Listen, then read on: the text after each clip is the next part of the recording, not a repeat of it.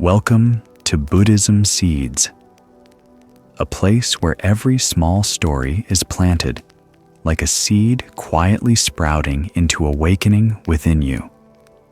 You may have heard this before. People do not suffer because of what they lack, but because they cannot let go of what they believe they cannot lose. We hold on to memories, expectations, promises, and pain, and then wonder why peace feels so far away. Tonight, I invite you on a journey, not with your feet, but with stillness. We will walk together through ancient stories about people not so different from you and me. Those who held on too long, tried too hard, and one day let go, like a leaf falling, no longer resisting.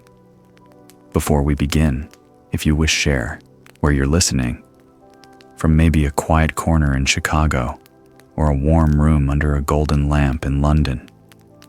The moment you are here is enough. You don't need to do anything more.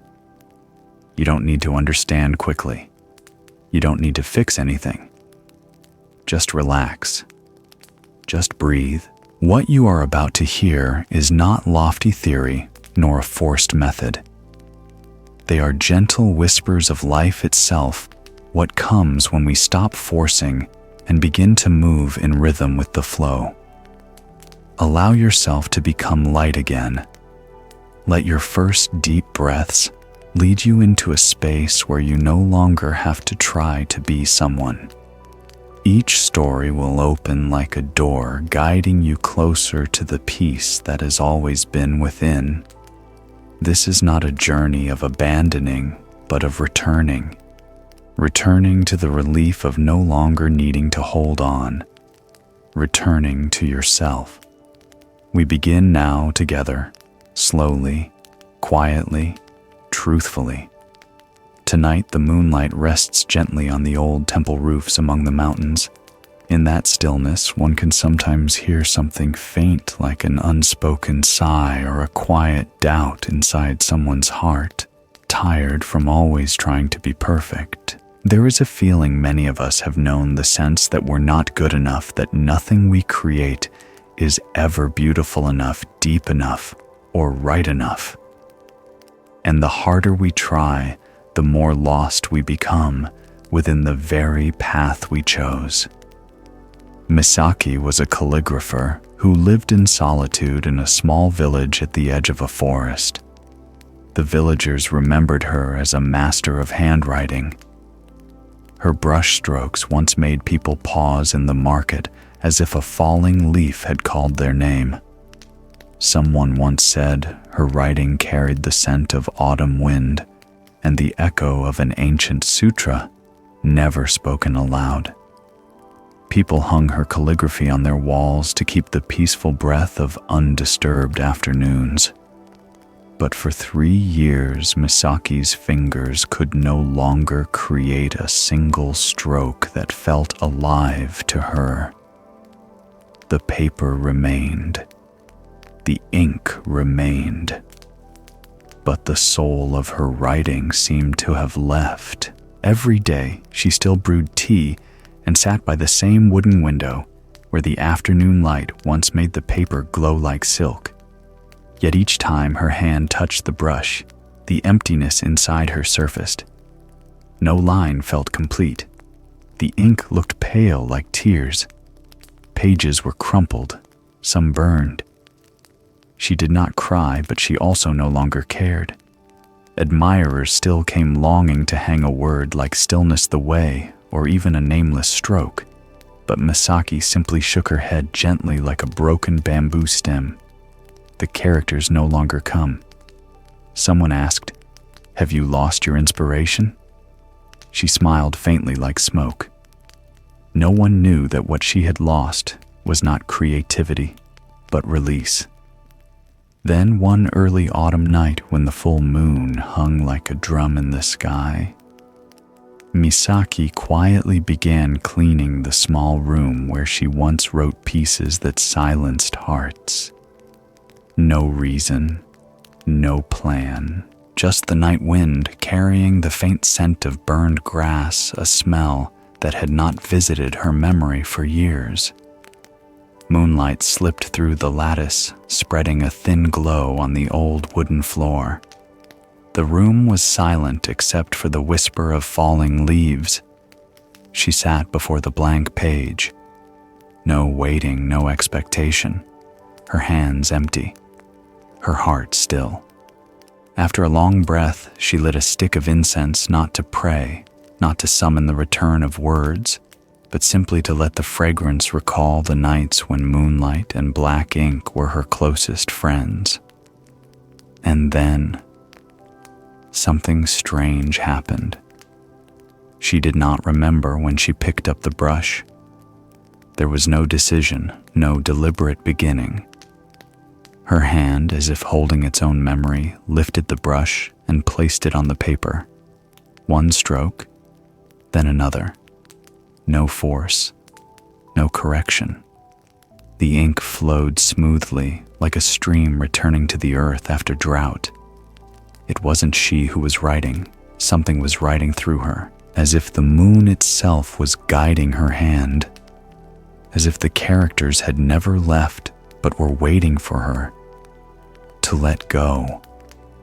When the final stroke ended, she set the brush down, not to finish, but because there was nothing more to continue.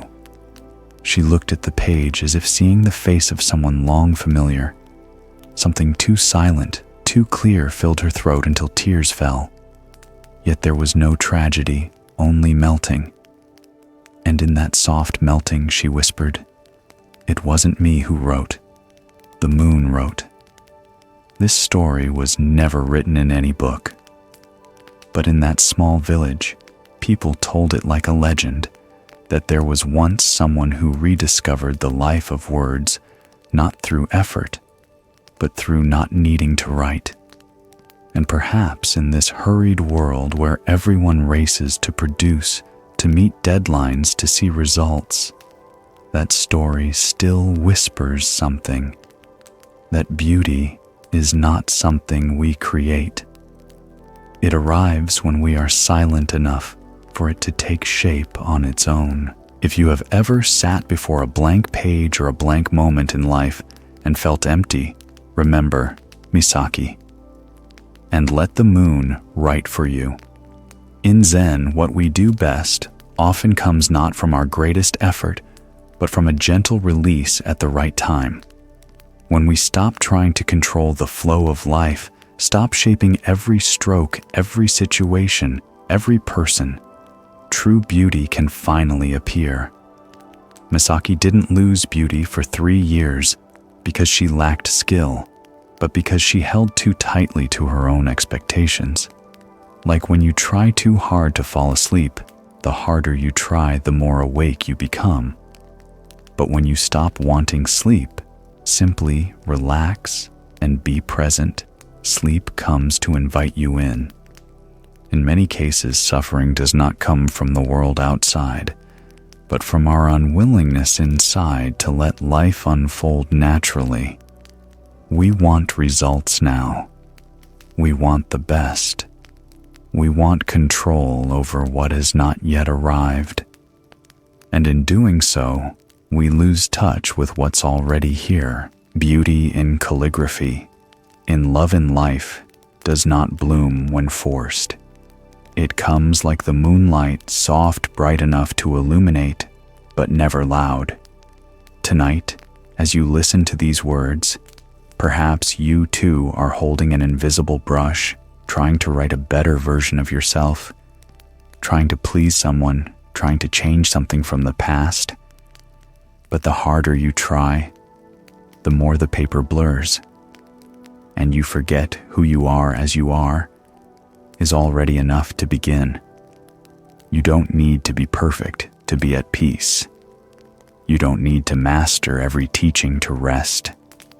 You only need to breathe and let your own moon, the light of awareness, continue writing the story you are living. Science has shown that people who release expectations before sleep tend to rest deeper, entering a more natural state of ease. because the brain is no longer activated by control, and the nervous system is guided by relaxation instead of tension. So now, breathe softly, so softly that you are no longer managing your breath. Let go of the hand of the mind, the hand that clings to 1,000 unfinished, imperfect things. Do not try to do anything, just be here. Breath like ink, awareness like paper. And the moon is your permission not to be anyone at all. Letting go is not giving up, it is releasing the weight of control. And in that lightness, the beauty of life writes its own poetry, wordless, effortless, complete. Outside the window, mountain mist rose, covering the pine branches with a layer as thin as breath. In the pale gray of early morning, the mountain remained silent, as if guarding an untold secret. Every stone, every mossy step seemed to whisper something only to those quiet enough to stop and listen. When Misaki's moonlight dissolved into the paper, we crossed into another realm, a place without paper or ink, yet with a gate invisible to all but those whose hearts are truly empty. There is a question many people carry with them when they travel to distant monasteries, not always spoken aloud, but buried deep in their weariness. I have studied so much, searched so much, meditated so much. Why do I still feel like I'm standing outside the gate? They don't quite know what that gate is. A teaching, an awakening, a special state, or a fleeting moment called enlightenment. Now let us step into a story about a man who never sought the gate, but spent his whole life living beside it. The temple sat halfway up a snow-covered mountain. It wasn't large nor famous. On the map of Zen, it almost didn't exist. Yet strangely, people still found their way there. Not because of the abbot's reputation or powerful sermons, but because of the path up the mountain itself. The journey through the ancient cedar forest, the crossing of a frozen stream, and the climb through the biting cold were enough to soften even the hardest hearts. Sometimes the path itself is the first teacher. In front of the temple, there was no grand stone gate, only a small hut made of old bamboo and wood, almost hidden behind moss-covered rocks. Inside that hut lived a gatekeeper named Riku. Riku was no one, at least in the worldly sense. He was not a Zen master, not a preacher, not a monk in robes, not a man of prayer beads. He was simply an old man who had lived there for 27 years. Through all the changing seasons, he sat there, part of the mountain itself, quiet, unassuming, needing no recognition. Everyone who came to the temple passed by Riku. Some arrived confused, not knowing the way he would simply nod and point to the faint wooden gate in the mist. Some came eager, full of expectations about enlightenment. He would offer them a cup of hot tea and say, "It's cold. Have some tea first." Some came with anger and resentment. Riku asked no questions, only sat with them by the fire, letting the flame do what it always does, quietly melt the ice. But Riku didn't just sit, he observed. He saw many things others never noticed.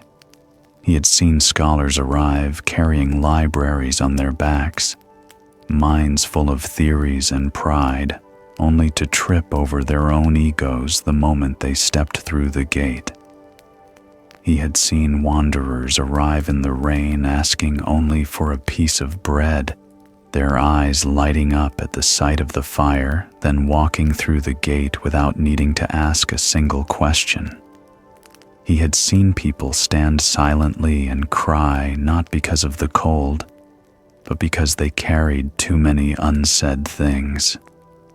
One winter day, when the snow had thickly covered the path, a young man appeared. He had walked 3 days through the freezing mountains. His coat was caked with mud and snow. On his back, a large backpack filled with books, meditation notes, and letters of recommendation from other monasteries. He arrived with the look of someone prepared, yet in his eyes lingered a doubt, a quiet uncertainty that he might not have found the right place. Seeing Riku by the fire, the young man asked, "Is this the path to the temple?" Riku said nothing. He simply gestured toward the snow-covered wooden gate. The young man continued, almost declaring, "I've come to study Zen. I've practiced many disciplines and meditated for 2 years. I'm ready to be taught further. I have letters of introduction notebooks and many questions." Riku looked at him for a moment, not with judgment, but with a calm gaze like still water reflecting everything clearly. Then he said softly, "The gate doesn't open for those who carry too much." The young man froze. He frowned. "What do you mean?" Riku didn't answer directly.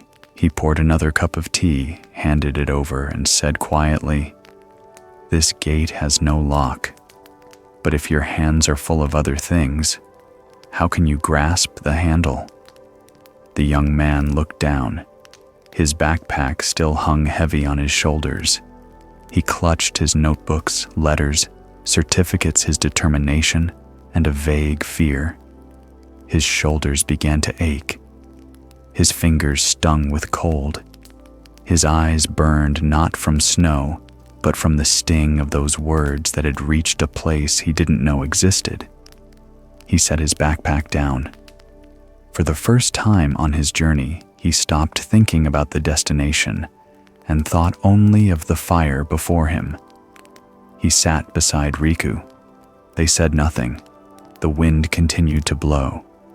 But inside, a thin layer of ice began to melt. After a while, when the tea had grown cold, Riku stood.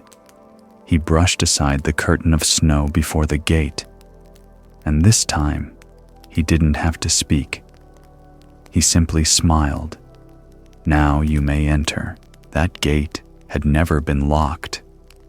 But to walk through, you must release what is no longer needed. And sometimes the greatest teaching doesn't come from words, but from the silent presence of someone who has learned not to hold anything for himself, like Riku, the gatekeeper whose name no one ever asked.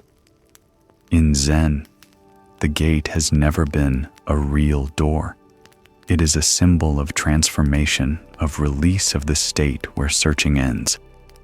We often carry so much when we come to spiritual practice, not only physical luggage, but expectations, doubts, fears, and the ego's desire for enlightenment.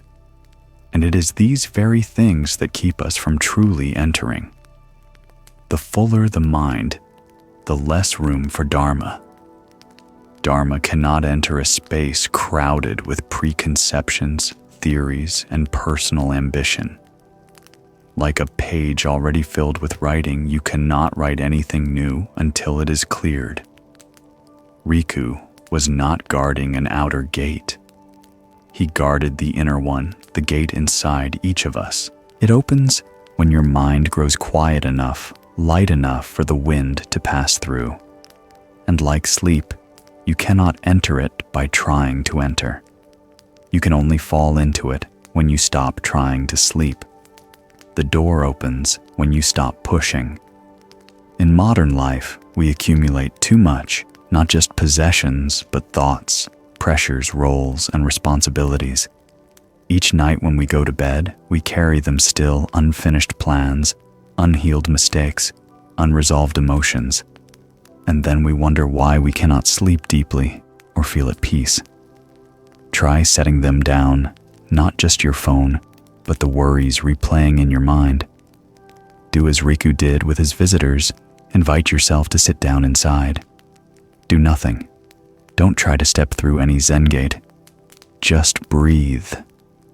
The human brain only enters deep restoration when it is no longer driven by control. Scientists call this the rest and digest state, when the parasympathetic nervous system is activated. It does not come from effort, but from release. You don't need to climb a snowy mountain to meet the gatekeeper. Just look within and ask, what are you still carrying? A grudge not forgiven.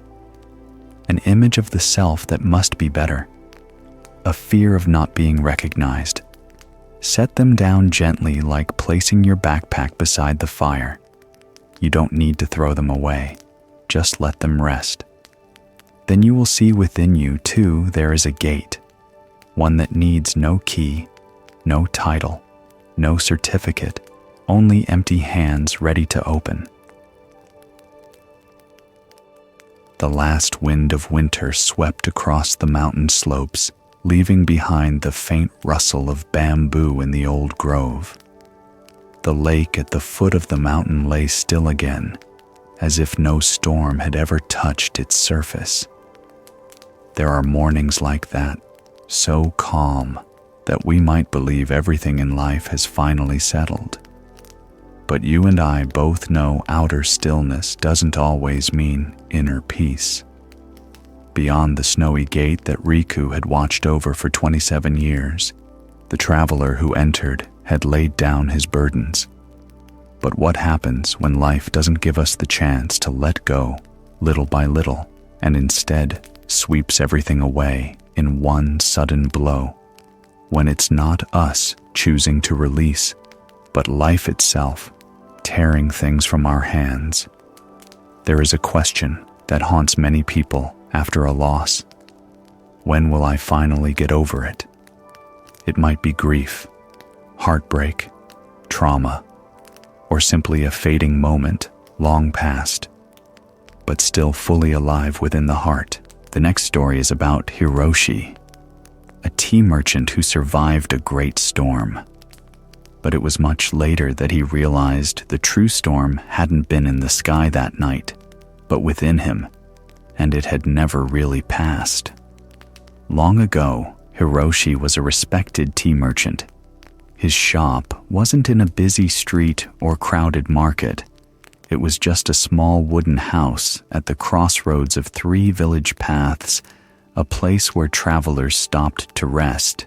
Villagers dropped by, and sometimes strangers came for reasons they couldn't name, but they always left with something warm inside. Hiroshi was not famous for his words or his pouring technique. He poured tea as if breathing life into water, slowly, silently, reverently. People said his tea carried the taste of returning, as though each sip was a homecoming to oneself. He once believed his life was peaceful. The garden behind his house always bloomed. The tea room always smelled of fresh leaves. Those quiet mornings boiling water in the clay kettle were his simplest joy. His only son had gone to study at a monastery in the mountains. Part of him missed the boy, but another part felt light. He didn't need much. What he had was enough. Then one night, the storm came. No warning, no sign. Only a sudden gust tearing the awning loose. Rain fell as if the sky had split open. Hiroshi ran out, trying to hold the doors, tie the covers, protect his prized teapots, but the wind allowed nothing. The roof lifted off like a broken kite. The entire tea room trembled, then collapsed. By morning, only broken wood remained. Tea leaves were scattered and soaked in the cold mud.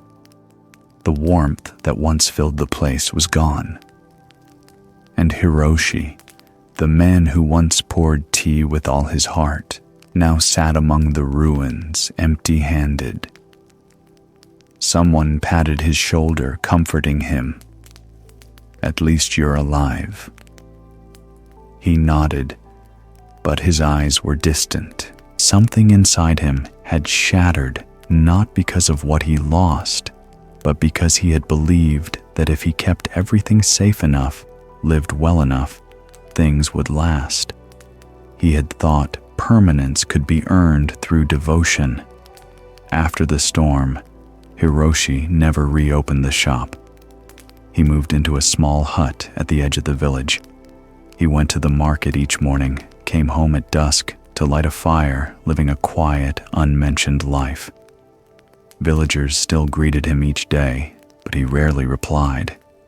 Some offered to help rebuild the shop, some asked him to teach them his craft. He only shook his head. Days became months. Months became years.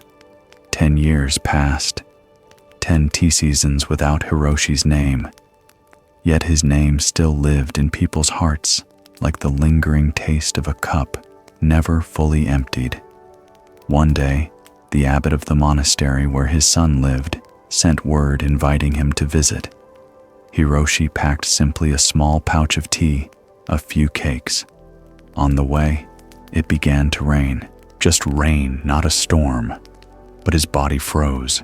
His legs refused to move. His eyes went blank, as if seeing something unreal, or perhaps the most real thing he'd been avoiding all along. He sat beneath a tree by the roadside. Rain soaked through his sleeves. His hands trembled. Inside him, the storm from 10 years ago returned, but this time it destroyed nothing except his heart. An elderly monk walking the same road saw him and stopped. "Do you need help?" he asked. Hiroshi shook his head, eyes fixed on the falling rain. He whispered to himself, "It's only rain, so why does my heart still ache?" The monk sat beside him in silence for a long time, then softly said, "The storm ended long ago, but you've been carrying it every day since. The wind outside has stilled, but within you it still hasn't." Those words weren't advice. They were like the sound of a bell from a temple, long closed, not loud, but deep enough to awaken what had been sleeping inside. Hiroshi didn't answer. But after that day, something in him began to change. Not suddenly. He simply walked slower, stopped to look at flowers by the road. One day he brewed tea for the postman who stopped by. Another day, he poured a small pot for the orphan child near the rice shop. And then one day, no one knew exactly when he rebuilt a small tea room. No signboard, no name. Just a thatched hut, an old wooden table, and a kettle that was always warm. No one paid, no one ordered. Hiroshi poured only when he felt the person needed something more than tea, a place to sit quietly in the rain. And strangely, since that day when it rained, people sought him out again, not to escape the storm, but to learn how to make peace with the wind within. Some events in life strike as fast as a gust, but their aftershocks can last a lifetime if we don't know how to let go. Not letting go of the event. The past cannot be erased, but letting go of our grip on memory, regret, and the image of what should have been. Hiroshi survived the storm, but his mind did not. His suffering wasn't from the present, but from reliving that night again and again, every time it rained, every time he smelled tea. The past was gone, but he had not left it. In Zen, there is a concept called the stuck mind, living in the present through the data of the past. Even as you drink tea, work or love you are not truly here because part of your mind still lives in what was lost. It's like sleep. When someone carries pain to bed each night, they cannot truly rest. Their eyes may close, but the mind keeps moving. The body stays tense. The heart drifts backward to old moments looping endlessly.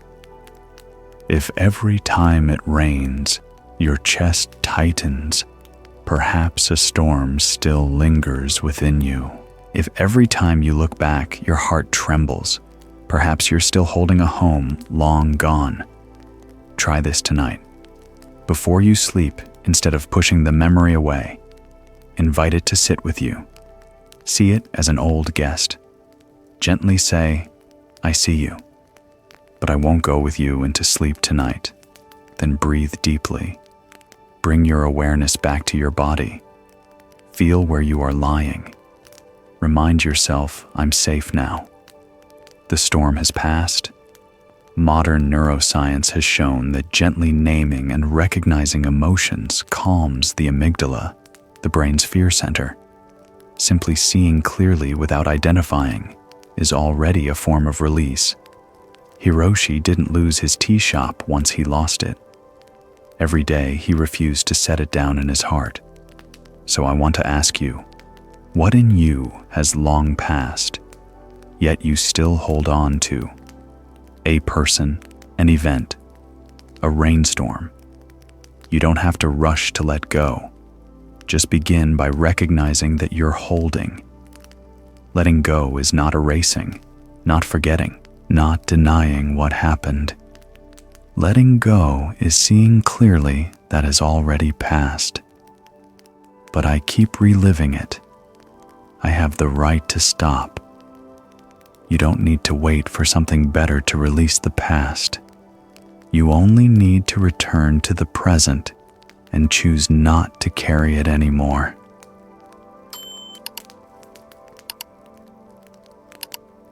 When Hiroshi rebuilt his small tea room no longer to make a living, but to warm others, he had finally stepped out of the storm within.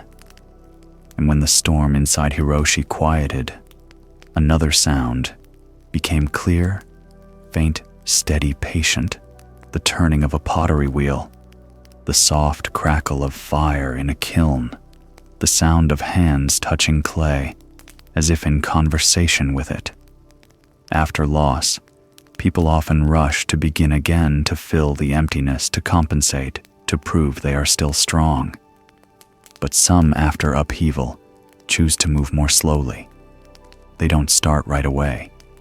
They wait not out of fear of change, but from understanding that all things need time to take form. The next story takes us to a quiet valley of wind, where lived the last potter, a woman named Amy. Her story has no great tragedy, no dramatic collapse. But in the rhythm and slowness of her hands lies a lesson many have forgotten in a world that demands everything right now.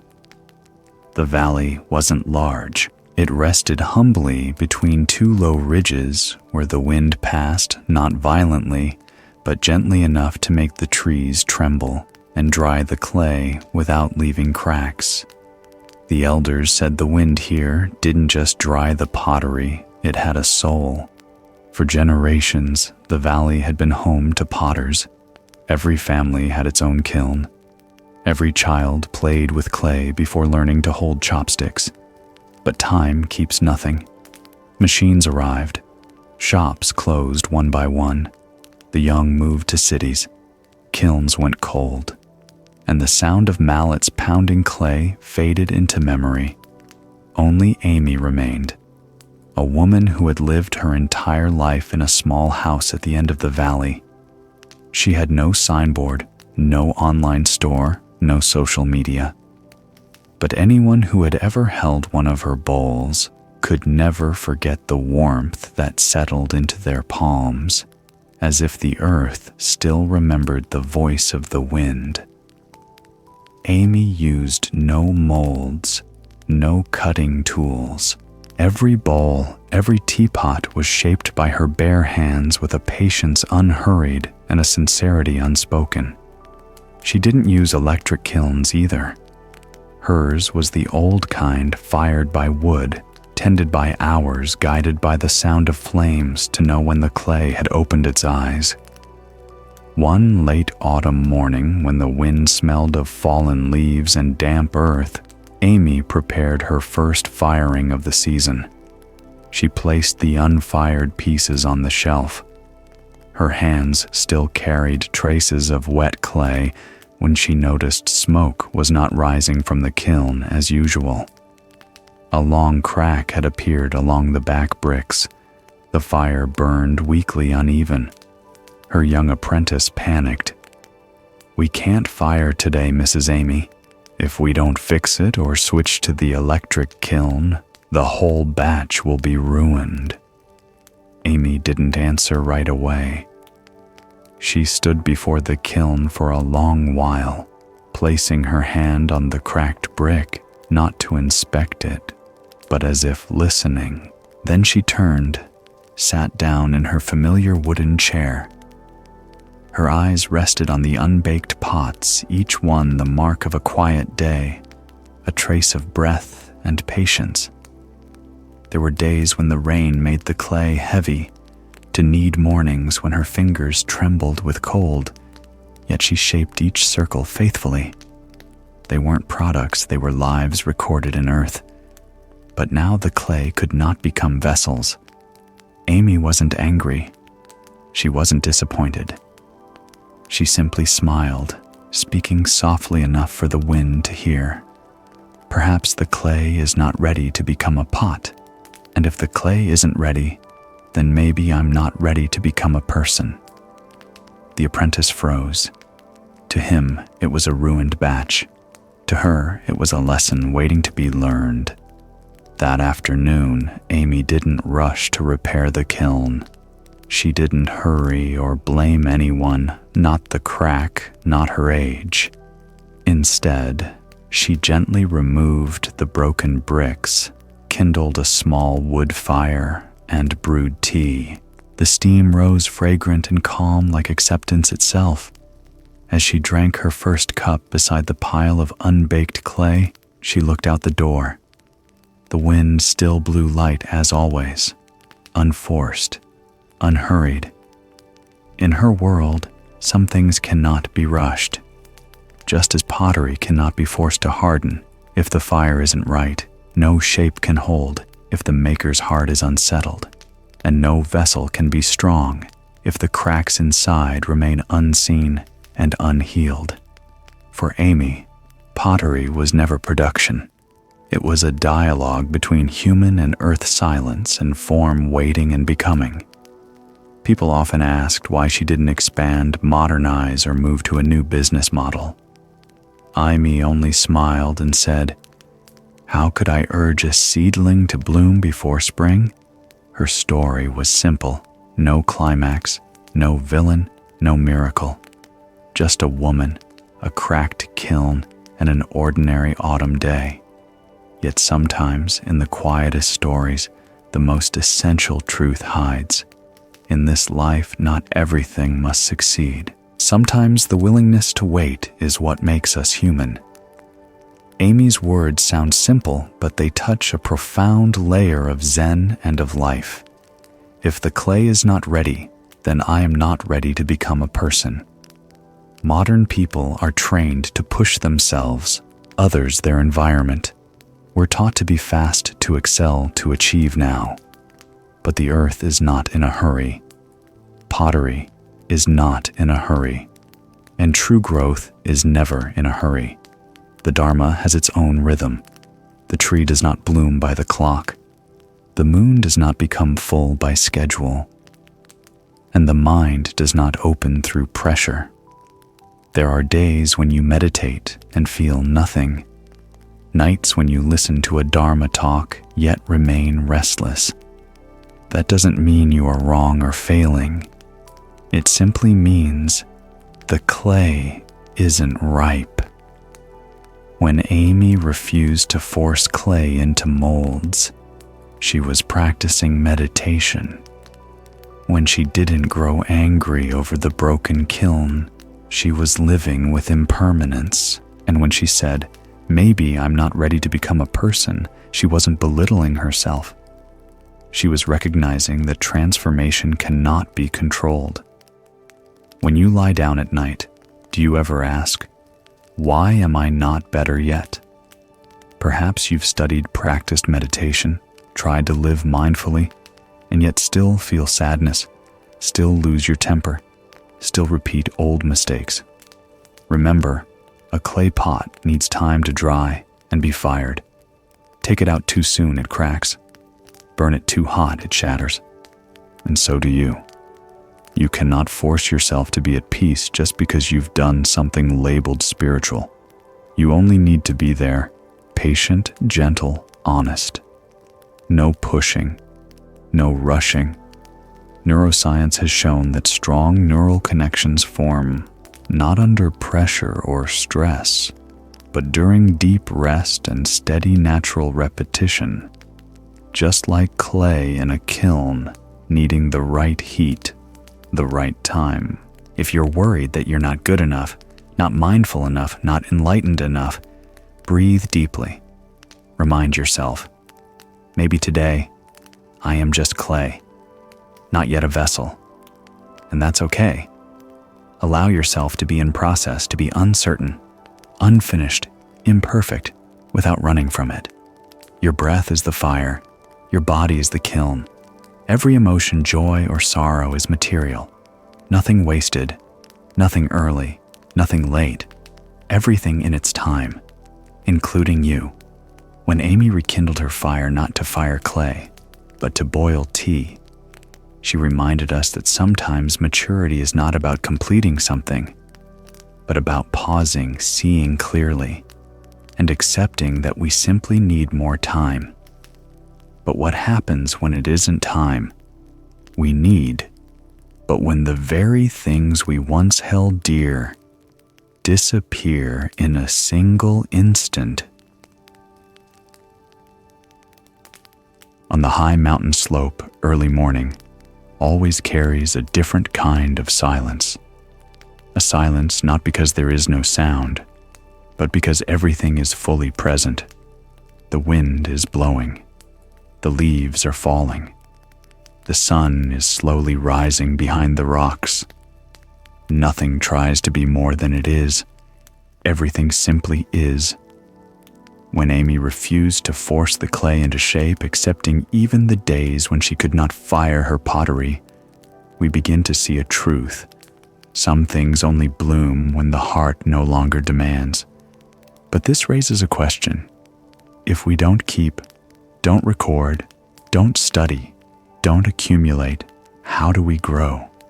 Can someone who spends their whole life studying and recording, every teaching carrying every line with devotion, truly reach understanding? Can knowledge alone bring wisdom?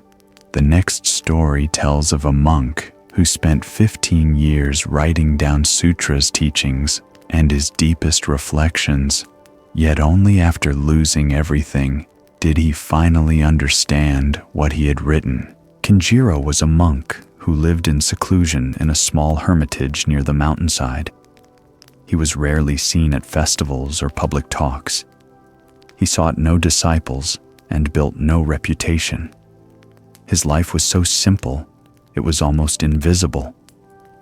He woke with the forest birds, lit a fire to make tea, then meditated beneath an old pine behind his hut. Few knew that Kenjiro always carried a thick notebook bound in coarse cloth, its color faded by time. Inside were no plans, no to-do lists.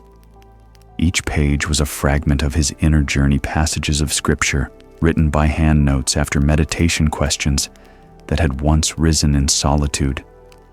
The notebook was his silent companion, a mirror to the self, a place to pour what words could not hold. He did not write because he liked writing. He wrote to survive. Whenever his mind wavered, he turned to old pages like a man retracing a red thread through a maze. Sometimes a single phrase he had copied 8 years ago saved him from a night of turmoil. Sometimes one Zen poem was enough to remind him to return to his breath. The notebook became his anchor. And for many years he believed that if he ever lost it, he would lose his way. One day, Kenjiro was invited to a monastic ordination ceremony at a mountaintop temple a sacred place where ancient masters had once practiced in retreat. It was an important event, and for Kenjiro, the first time he left his hermitage in many years. At dawn, he wrapped his notebook carefully in gray cloth, tied it tightly at his side, like a pilgrim carrying his most precious treasure. The mountain path was winding and narrow, scattered with loose stones and slick grass. He walked slowly, his staff in rhythm with his breath. Though tired, his mind was calm. He knew he was walking with everything he had gathered in 15 years of practice, each written line a record of his own transformation. But as he neared the final slope, the wind began to rise. Not violent, but strong enough to shake his balance. In a brief misstep, his foot slipped on a damp rock. He leaned to steady himself, and the notebook slipped from under his robe. It fell, not straight down, but tumbling, rolling along the stones until it disappeared into a deep crevice between two cliffs. Kenjiro rushed forward, but it was too late. Only the strip of gray cloth fluttered in the wind before vanishing into the abyss. He stood frozen. His whole body trembled not from cold, but from the emptiness swelling inside. 15 years. Every night of meditation written in slanted ink. Every doubt, every moment of awakening, every scar of the heart now gone, left only to memory, which is never steady. Kenjiro sat down by the edge of the rock. He did not cry. He did not curse. He simply sat like a stone newly cracked by the wind. He still reached the monastery that day empty-handed, with no notes, no manuscripts, no journal. The ordination proceeded in solemn silence. During the final segment, when each monk was asked to share one insight from their path, the presiding teacher looked at Kenjiro and asked, "After 15 years in solitude, what is the most precious thing you bring with you?" Kenjiro was silent for a long moment. Then he pressed his palms together, bowed gently, and said, "I once believed that if I didn't record everything, I would forget. So I wrote not to show others, but to preserve the path for myself." He paused, drawing a deep breath, as if seeing again the ravine where his notebook had fallen. But today, having lost it all, I realized what truly belongs to me was never on paper. It lives in my breath, in how I walk, in how I am silent. And that cannot fall away. The hall fell utterly still. No one asked another question, because his answer was the teaching. After the ceremony, Kenjiro returned to his hut. He did not start a new notebook. He did not try to recall the old texts. Yet strangely, his face seemed lighter. When he made tea, he no longer measured each drop in fear of mistake. When he meditated, he no longer tried to remember the feeling, he simply breathed. And when people asked him about the Dharma, he only smiled and said, "Sometimes the deepest truth isn't found in what we remember, but in what we allow ourselves to lose." The Buddha's teachings were never meant to be stored away. True wisdom is not born from collecting information, but from seeing clearly what is. You can read hundreds of books on breathing, yet if you've never stopped to truly breathe with awareness, you're still standing outside the gate. Kenjiro once thought his notebook was accumulation, the foundation of his spiritual growth. But wisdom doesn't come from writing. It comes from absorbing what unfolds and letting it touch you directly without the mediation of words. Just like when you listen to a Dharma talk before sleep, you might try to remember every line. But sometimes what transforms you is not what you understand, but the moment you stop trying to understand, letting the teaching pass through you, like sunlight filtering through leaves. Many of us carry a habit of holding on to experiences, teachings, even pain, as if forgetting would mean losing part of who we are. And so at night, the mind wakes again, replaying old stories, analyzing, recalling, memorizing, as if by not thinking about them tonight, we'll lose control tomorrow. But this exhausts us. It denies the mind rest. It denies the body peace. And worse, it convinces us that letting go is the act of the careless, the lazy, the unfeeling. In truth, letting go is the act of one who trusts that what must remain will remain, and what must fall will fall at the right time. Modern science agrees the brain doesn't need to retain everything to learn. What is received in states of relaxation and openness naturally enters long-term memory. This mirrors the Buddha's teaching. Wisdom arises from mindfulness, not from accumulation. Tonight, you may carry many things into your sleep. A teaching you just heard, a sutra, you just read an emotion unresolved, or simply the feeling that I still need to understand more. But try doing the opposite. Let go of remembering. Let go of the need to understand. Let go even of the thought that you are practicing. Only the breath remains soft, effortless, unshaped. And if tonight something deep within you begins to open, you will understand, as Kenjiro did, that what remains after all is lost, is the only wisdom that was ever real. That morning, the valley was blanketed in thick fog. The sun had not yet risen, and the mountains held their breath in silence. On the damp stone steps, drops of dew lingered in each crevice, like eyes waiting for something that had not yet arrived. That air, that stillness, it reminds us of those moments in life when we too have stopped mid-journey because we could no longer see the path ahead.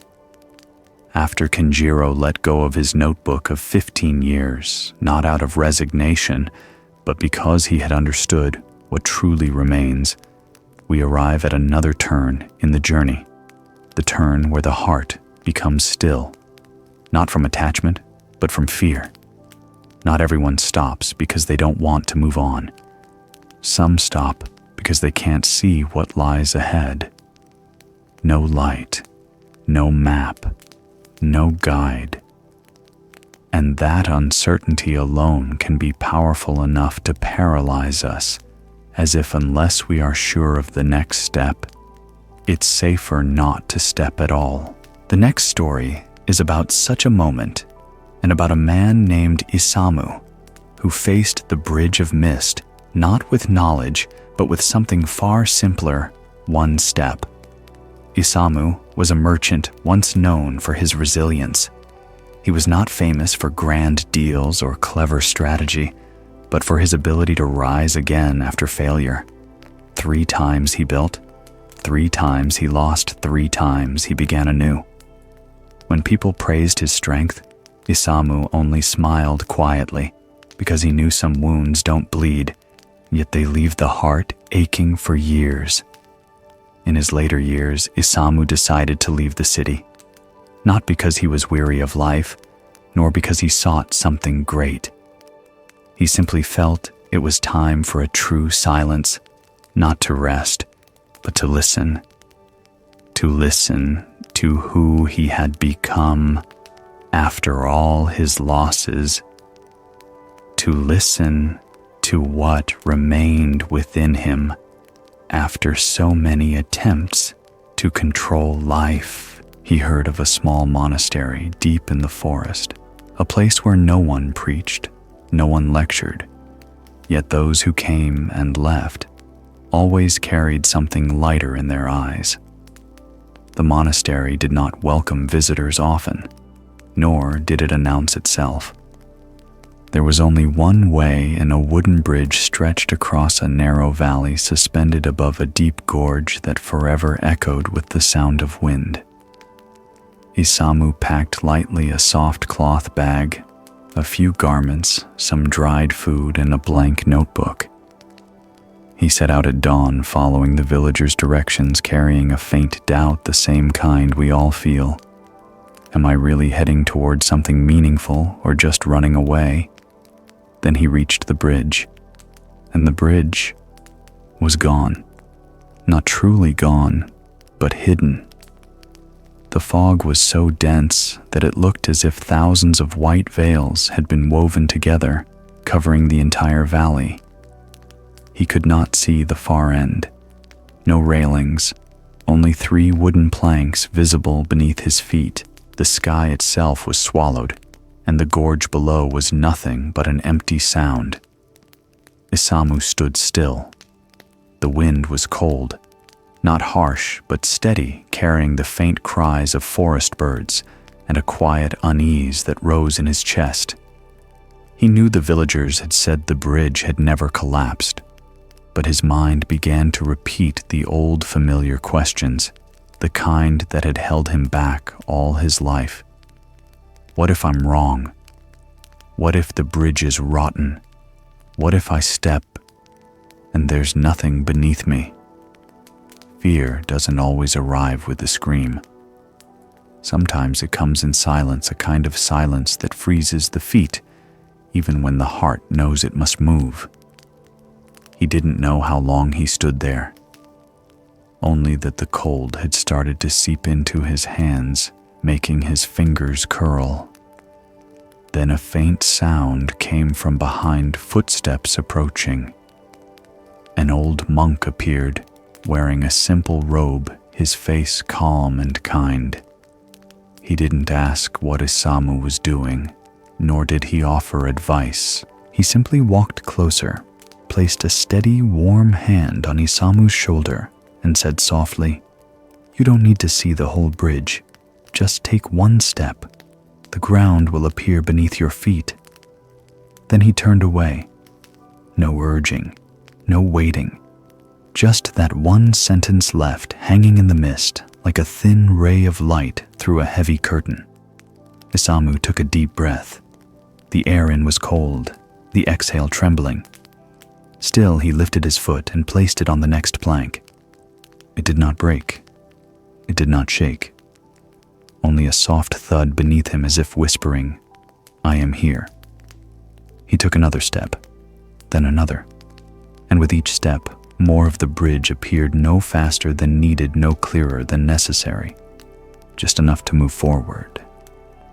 He realized then, in all his life, he had never walked without first knowing the destination.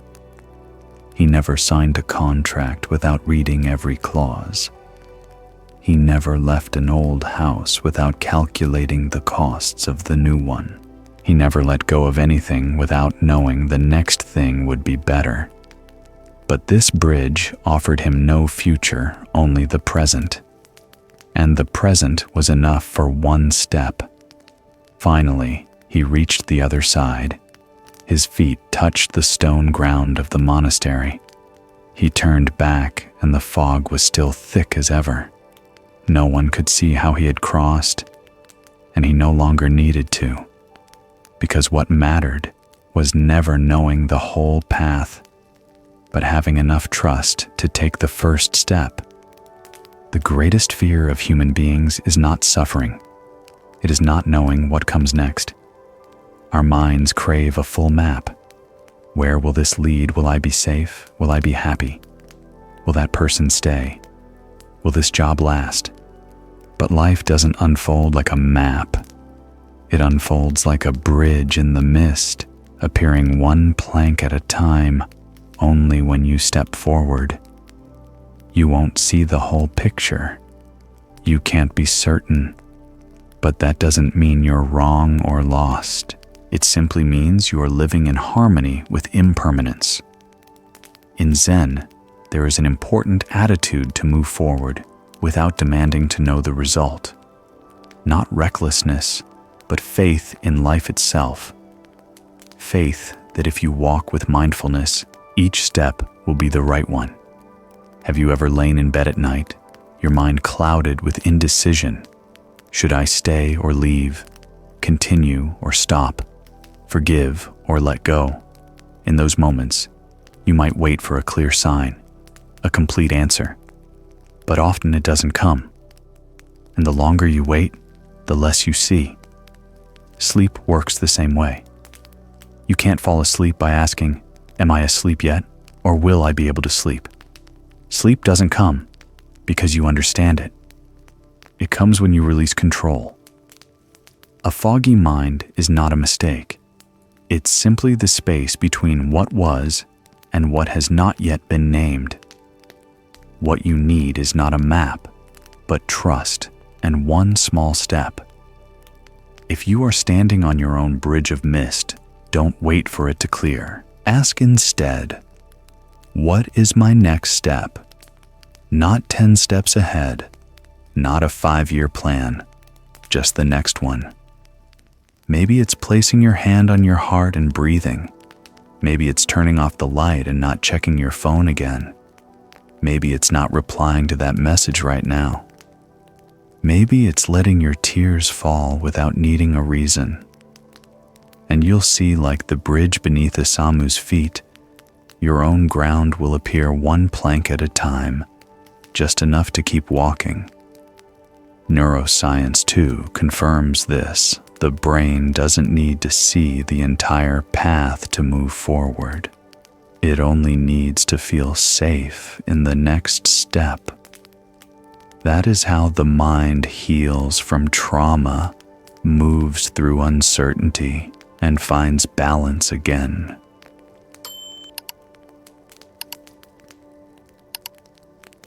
Isamu crossed the entire bridge without ever seeing it. And that lesson reminds us, clarity is not the same as stability. Sometimes it is in uncertainty that we learn to hear the quiet strength within. The morning wind drifted through the rice fields, carrying the scent of young grass and damp earth after a night of rain. Dewdrops still clung to the unripe stalks, shimmering like tiny pearls. There is something soft and deeply true in how nature moves, unhurried, unforced, needing no reminder. The trees still grow, the sprouts still rise, the seasons still turn. After Isamu found the courage to cross the bridge of mist, guided only by faith in his first step, we begin to see something clearly. There are moments when you don't need to know the future. You just keep walking, even when you can't see ahead. But if after walking, your mind still can't rest if you keep checking, is everything okay? Yet am I doing it right? Is this working? Then your step will falter. Not because the path is wrong, but because trust is missing. The next story is about a farmer named Teo, a man who planted a seed in hope, but lost it each day to doubt. It's not just a story for those who grow crops, but for anyone who has ever placed faith in something, a person, a relationship, a dream, or a prayer.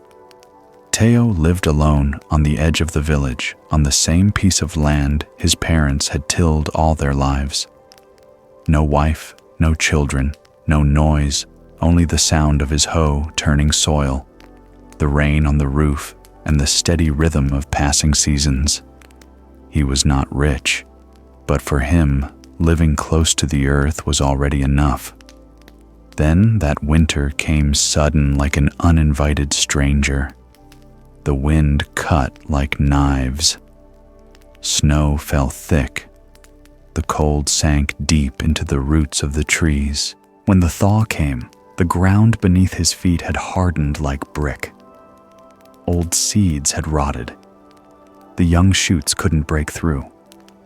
The harvest failed, and the deepest pain was not material loss, but the feeling of betrayal by the one thing he had always trusted, the earth. He didn't cry, but the silence inside him grew heavier than ever. One spring afternoon, while cleaning the shed, Teo received a small cloth bag of seeds from a distant friend, a fellow farmer, who had since become a monk in the mountains.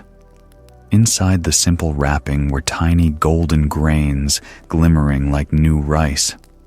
Alongside them was a handwritten note. "These seeds are rare. If cared for properly, they will restore both the soil and the human heart." For the first time in months, Teo smiled. He didn't rush. Planting to him was sacred. He prepared the soil more carefully than usual, turning each furrow slowly, letting his hands linger in the earth. Something in him wanted to believe that this time would be different. And then he planted, one seed at a time, each dropping quietly into the waiting soil. That night, he couldn't sleep. His mind sprouted questions like weeds after rain. Is the soil warm enough? If the seed doesn't sprout, is it my fault? What if all this is just false hope? Before dawn, he was already outside with a lantern. The wind was cold, the dew heavy on the grass. He knelt, gently brushed aside the soil where he had planted just to check. Had anything begun to grow? Nothing. The seed was still there, silent. He covered it again, careful not to harm it. But his worry wouldn't rest. It stirred inside him like an old root hitting stone. The next morning, he checked again, and again the next. Each day he repeated the same act, gentle, cautious, but tinged with unease. Some days he brushed away a little more soil so the seed could see the sunlight. Other days, he poured warm water into each furrow, afraid the earth was too cold. 3 weeks passed, no sprouts. The seeds hadn't rotted, but they hadn't lived either. One windy morning, Teo took a few remaining seeds and climbed a small hill where a hermitage stood home to an old Zen monk whom villagers often sought when their hearts were restless. Teo placed the seeds on the mat and sat down. "I cared for them as if they were the most precious thing," he said softly. "But they still won't grow. Has my soil died?" The monk lifted a seed between his wrinkled fingers, turning it gently. His hands looked aged, yet carried the quiet steadiness of one who has absorbed the rhythm of many rains. "Do you believe," he asked, "that a seed needs time to grow?" Teo lowered his head. "I thought, if I didn't watch closely, if I didn't check, if I didn't support it, it would fail, like everything I've lost before. If I don't hold on tight, it'll disappear." The monk smiled. "Trust isn't neglect. But if you don't give the seed space to breathe, to feel the warmth of the earth, the moisture of the dew, the call of sunlight, then your care, even if born from love, can still become a chain." He placed the seed back in Teo's hand. "Some things only sprout when we step back." That day, Teo went home. He didn't replant the seeds right away. He brewed tea, sat beneath the old tree where his father once sat, looked at the blue sky, listened to the wind through the grass, and for the first time, let the earth do its part. That season, he stopped checking the soil each morning. And one early dawn, when the first sunlight touched the ground, Teo saw a thin green shoot trembling upward, a wordless answer to months of restless questioning. A seed needs privacy to germinate. And sometimes the truest form of love is to step back, to give life the freedom to grow. In Buddhism, there is a deep yet gentle truth. Everything grows when conditions are right. Not early, not late, not by our will, but by the rhythm of life itself. Teo was not wrong to love his seeds, nor wrong to care for their growth. But he had forgotten one essential thing. trust. Not blind belief, but trust rooted in understanding that every seed, no matter how strong, needs stillness to sprout. You can't make a seed grow by digging it up each day. You can't help a child fall asleep by constantly asking if they're asleep yet. You can't make someone trust you if you're always doubting your own sincerity. The same is true in meditation. Many people practice for years, then sigh, "I don't feel anything." But perhaps the issue isn't the method, it's checking too soon for results. A session of restless meditation isn't useless, but if after each practice you ask, "Am I improving? Did I feel anything? Have I awakened yet?" that very mindset cuts the roots of growth. Tonight, if you are waiting for something, peace of mind, deep sleep, or clarity for a tangled problem, remember, certainty doesn't always come from checking. Care doesn't always mean touching. Sometimes letting go, trusting, and allowing things to unfold is the most caring act of all. Sleep cannot be controlled. A relationship cannot be forced. Faith cannot be tested daily. And a spiritual path that is constantly evaluated, compared, and monitored ceases to be a path and becomes a report. Neuroscience confirms this too. The human nervous system can only enter deep recovery and sustainable growth when it is not triggered by the anxiety of control.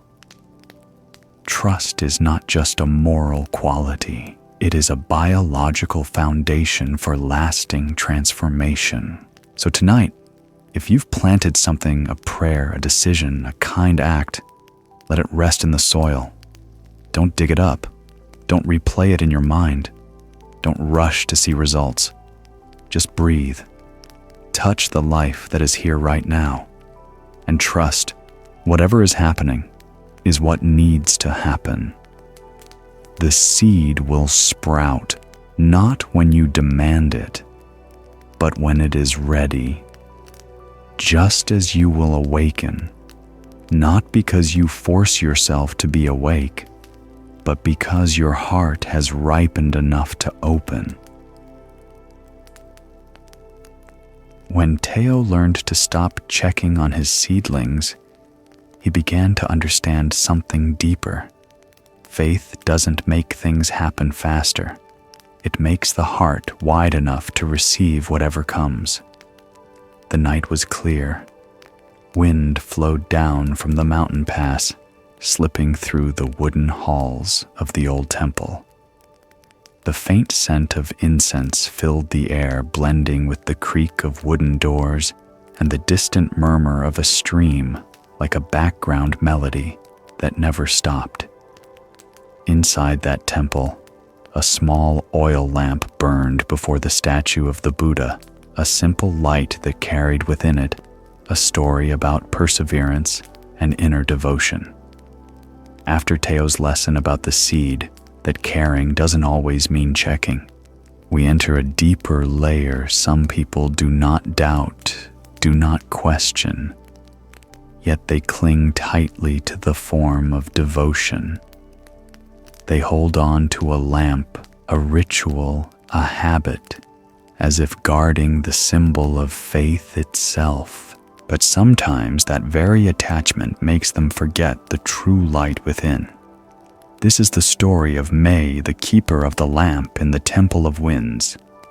May was an elderly woman living in an ancient mountain temple where the wind rarely ceased. She was not a nun, nor did she wear robes, yet everyone called her the keeper of the light. For many quiet years, she lived there performing humble, unnoticed tasks. But her most sacred duty each day was to keep the small lamp before the Buddha from ever going out. The lamp was simple, an old oil lamp before a wooden statue carved a century ago. But to May, it was more than physical light. It was warmth in the cold wind, life within silence, and her nightly prayer of gratitude. The temple's main doors were always open, an unspoken rule like the Dharma itself, never closed to anyone seeking it. But because of this, May's lamp was always at risk. A calm night was a miracle. Most nights, the wind rushed through the halls, rain lashed at the doors, and the flame quivered, trembling as if breathing with her. Villagers often saw her sitting beside it, her back slightly bent, one hand shielding the flame, her eyes glowing in the flickering light. She trimmed the wick, added oil, and used her own body as a shield. Some nights she didn't sleep, only sat hands on her knees, gaze fixed on that fragile thread of fire. When asked why she was so devoted, she only smiled and said, "As long as the lamp stays lit, my heart stays bright." One late winter night when the valley winds roared like something trying to tear the world apart, May still sat as usual by her lamp. But that night was different. The door burst open. A gust of freezing wind rushed in, carrying sheets of rain straight into the temple. The flame wavered violently. She reached out to cover it, but too late. There was no explosion, no drama, just a soft puff. And then darkness. May sat frozen, her hand still cupped in midair. Her back trembled as the cold wind cut through the temple. Inside her, a quiet earthquake began. So many years of guarding, so many sleepless nights. So many times she had saved the flame, but not this time. This time, she couldn't. Tears rolled down. She didn't wipe them away. She let them fall as if accepting the loss of something sacred. In the dark, she knelt and tried to relight the lamp. Her hands shook. The matches were damp. The wind kept howling. Then a hand rested gently on her shoulder. It was the temple master, a man who rarely interfered in small matters, but never ignored another's pain. He asked softly, "Why are you crying?"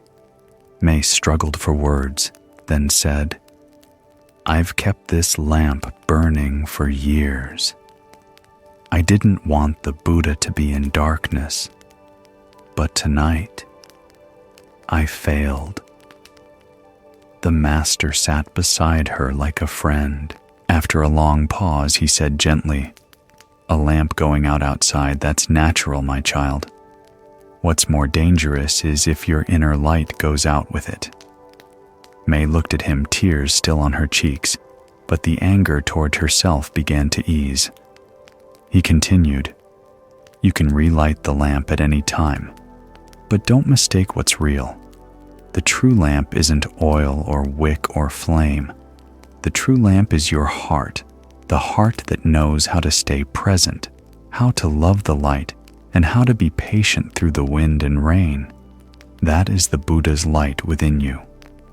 May said nothing, but something within her, an unspoken burden, loosened.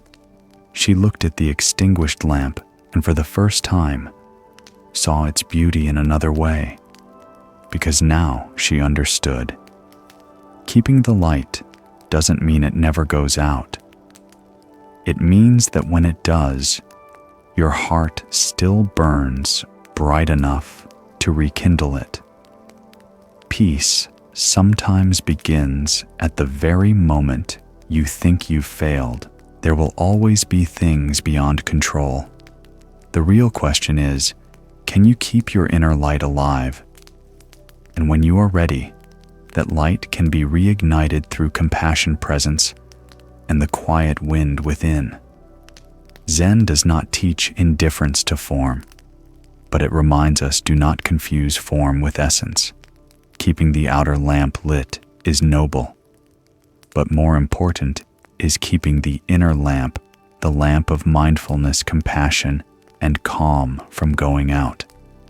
So many times in life, we are like May, desperately trying to keep an image unchanged, a role, a relationship, a reputation, a spiritual habit. We fear that if that image fades, We've lost the real light, but the real light was never in the image.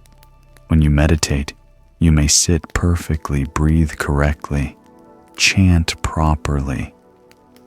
But if your mind is rushing, striving, forcing yourself to do it right, then your inner flame is already dimming.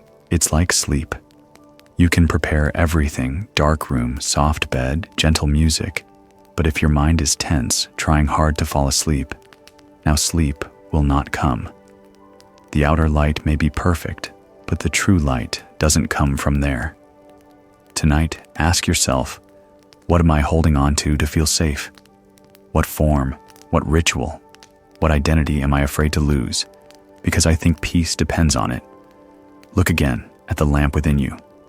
Is it still shining? It may still glow, even if every outer lamp has gone dark. Practice this before sleep. Turn off all the outer lights. Close your eyes. Breathe deeply. You don't need to think positive. You don't need to imagine light. Just recognize the real light is my awareness right now. Feel each breath. Feel your heartbeat. Feel your body being held by the present moment. That is the true lamp. Neuroscience has shown that it is inner safety, not outer light, that activates the parasympathetic nervous system, allowing the body to rest and heal. When you can be there with yourself, you no longer depend on perfect conditions to feel at peace. The outer lamp may go out. The person you trust may leave. The habit you love may change. Everything may shift. But you can still keep your heart from going dark. That's not just a beautiful idea, it's a practice. Each time an outer lamp goes out, let it remind you to return to the one within. Breathe deeply. Place your hand on your heart. Recognize that light has never gone out. And from that place, you will no longer fear change. You will no longer mistake peace for perfection. Because true peace has never come from keeping things the same, but from knowing that even in darkness, the light within you remains. The full moon hung silently above the ridge of pine trees, spreading a thin silver light over the gray roof tiles of the old mountain temples. The night was so still that one could hear the bamboo stalks grinding against each other in the wind. There are nights like this when everything stands still and one suddenly realizes some things once vast and undeniable can vanish in an instant. After May learned her lesson about light, that keeping the lamp within the heart matters more than keeping the one in the wind, we come to a harder truth. This time, the loss is not of a ritual, a symbol, or a habit, but of the entire place. One calls home everything built and tended through a lifetime. This is the story of Zen Master Kenshin, who once built a great temple, not only from wood, stone, and tile, but from faith, effort, and heart. And yet one night, it all burned down. What remained was not ashes, but a smile. Kenshin was a quiet master, respected not only for his wisdom, but for the way he lived. For him, the Dharma was not on a preaching platform. It was in the hand pulling weeds in the breath, while carrying water in the care, given to a single brick on the temple path. People said that simply watching the way Kenshin folded his robe or poured tea was enough to learn a Dharma teaching. His temple stood high on a mountain where clouds drifted through the courtyard each morning, and the sound of the bell mingled with the evening wind as if echoing from another world. It was not grand or opulent, but it was where many came to find themselves again. For his disciples it was home. For travelers, it was a refuge of peace. Years passed, and the temple stood like an old tree, steady, unchanged. Every roof tile held a student's handprint. Every stone step carried years of practice. Until one night. It was a summer night, the sky so clear you could count the stars. As usual, Kenshin was meditating under the bamboo grove behind the temple, where he often went to listen to the wind in the leaves as though listening to himself. Then, suddenly, a scream shattered the stillness. Fire, fire. The temple is burning. Kenshin opened his eyes. A red glow flickered through the bamboo. He rose, not rushing, but not hesitating. When he arrived, flames had already consumed most of the main hall. A small spark in the kitchen, fanned by strong winds, had turned into a roaring fire. Disciples ran everywhere, some fetching water, some trying to save statues, others shouting for help. But the water was too little. The people, too few. The dry wood stored through many winters caught like straw.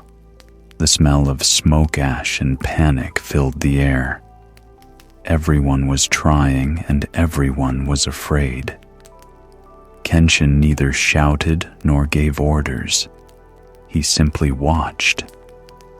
At one moment, he reached out to steady a falling beam, burning his fingers. He didn't look at the wound. He looked up at the sky.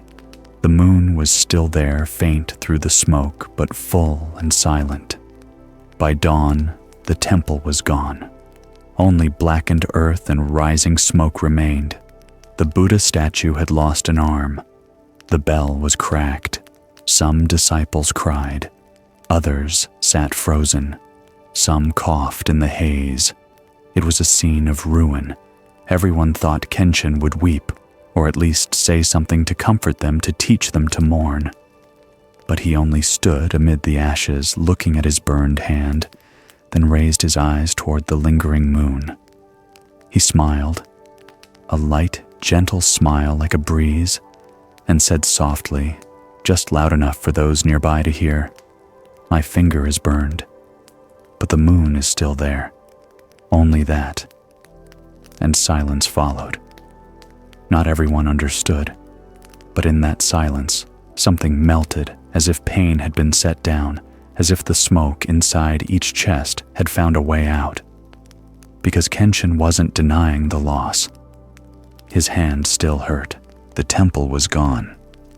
But he revealed something deeper, that peace, truth, and essence do not live in what is built by hands. They live in the recognition that everything external can vanish, and yet if the mind does not vanish with it, the light remains. And sometimes to understand that one must lose what once seemed eternal. We cannot control the fire, but we can choose to keep the moon. Perhaps part of you has burned away too.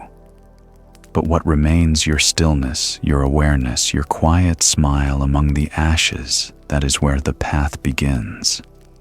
Kenshin's words, "My finger is burned, but the moon is still there," may sound startling at first, as if he were ignoring pain, as if he didn't value the temple that took years of devotion and labor. To someone still grieving, it might even sound heartless. But when looked at deeply, we see what he was truly pointing to. It was not denial, but a direct encounter with truth. Everything with form will change. The temple can collapse. The hand can blister. Years of effort can vanish in a single night. But there is something that cannot burn the awareness present in this very moment. The moon Kenshin spoke of was not an object in the sky. It was a symbol of Dharma, of formless truth, untouched by wind flame or time. In the Buddha's teaching, all forms are impermanent, but the mind that sees impermanence without being swept away by it, that is awakening. Kenshin did not reject sorrow. He simply refused to let the fire outside ignite chaos within. He did not let a burning temple consume his clarity. Many of us mistake peace for keeping everything intact, believing happiness means preventing loss. But Kenshin showed another way. Peace is not in holding on, but in releasing gracefully when things go. Mindfulness in that moment of destruction was not about running or saving ashes, but about seeing clearly, my finger is burned. But the moon is still there, and if you've ever lost something, a place, a person, or what you once called your life, pause and ask, is my moon still there? Perhaps the most essential thing, that quiet knowing within you, was never lost. And that is what cannot burn. Have you ever faced a fire in your own life, a breakup, a collapse, a sudden loss of something you clung to for years? In those moments, panic comes first, the urge to fix, to save, to fall apart. But if you simply sit, just sit and look up, you'll see the moon is still there. Sleep is like that too. Some nights, your mind feels like a burned room full of smoke, memories, regrets. But if you return to your breath, to the feeling of your body resting on the bed, you realize you are sitting among ashes, yet the moon remains. Modern science tells us after trauma, healing doesn't come from erasing memory, but from creating an anchor of safety in which to face it. In meditation, that anchor is mindfulness, the ability to stay with the present, even when the present is loss. So tonight, if you feel you've lost something, a hope, a belief, a person, or a part of yourself, sit quietly for a few minutes. Breathe. Don't force positive thoughts. Don't console yourself. Don't resist. Just ask, is the moon within me still there? If you can still sense it, a trace of warmth, a faint light in your heart, a deep breath that feels alive, then it no longer matters whether the outer temple burns or not. Because truth doesn't need protection. Dharma doesn't depend on form. What remains after loss, that is what you carry forever.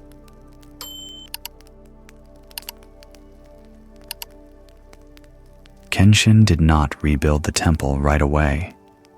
He allowed his students to act from their own hearts, to decide for themselves. As for him, he continued to teach not through roof tiles or temple bells, but through the calm of a man who had lost everything, and yet still had the moon.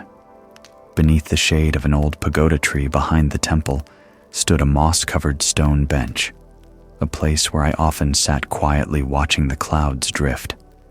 Those clouds, sometimes thick, sometimes thin, sometimes dark, sometimes white, never stayed for long. They came and went like every form in life. Only the sky remained silent, spacious, embracing all. When Kenshin stood among the ashes, smiled, and said, "The moon is still there," he wasn't denying loss. He simply refused to let that loss block out the sky that was still present.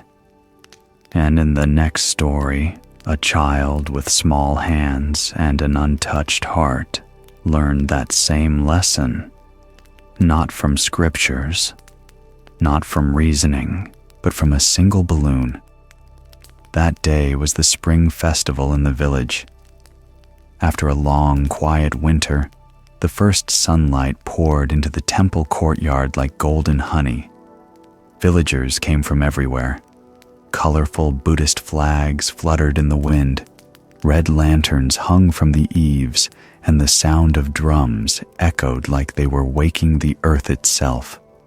Laughter, calling voices, and the whisper of wind through bamboo branches all merged into one vivid song of beginning. Children were given cakes, candies, and each held a balloon tied to a string. Red, blue, yellow, pink, floating like tiny dreams in the air. Yuto, a 6-year-old boy with bright black eyes and hair that stuck up like spring grass, ran everywhere clutching his red balloon. He held it like a treasure, gripping the string, as if holding the whole world in his hand. He never tired running around the temple yard, laughing each time the wind lifted the balloon high and let it dip again. To Yuto, the balloon wasn't just a toy, it was something magical, a flying friend that danced and sang among the joyful sounds of the festival. But then, something unexpected happened. In one distracted moment, chasing the beat of the drum, Yuto's hand slipped. The string escaped his grasp. The red balloon didn't fall, it soared upward fast as if it had a soul of its own. In seconds, it rose higher than the temple roof, smaller and smaller, until it disappeared into the vast blue sky. Yuto froze. He looked up, reached out, then burst into tears. He cried as if the whole world had collapsed. He sobbed so hard he could barely breathe, face-flushed red fists hitting the air. His voice broke. "My balloon, my balloon."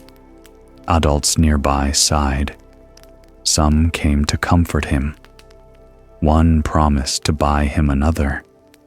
But Yuto didn't listen.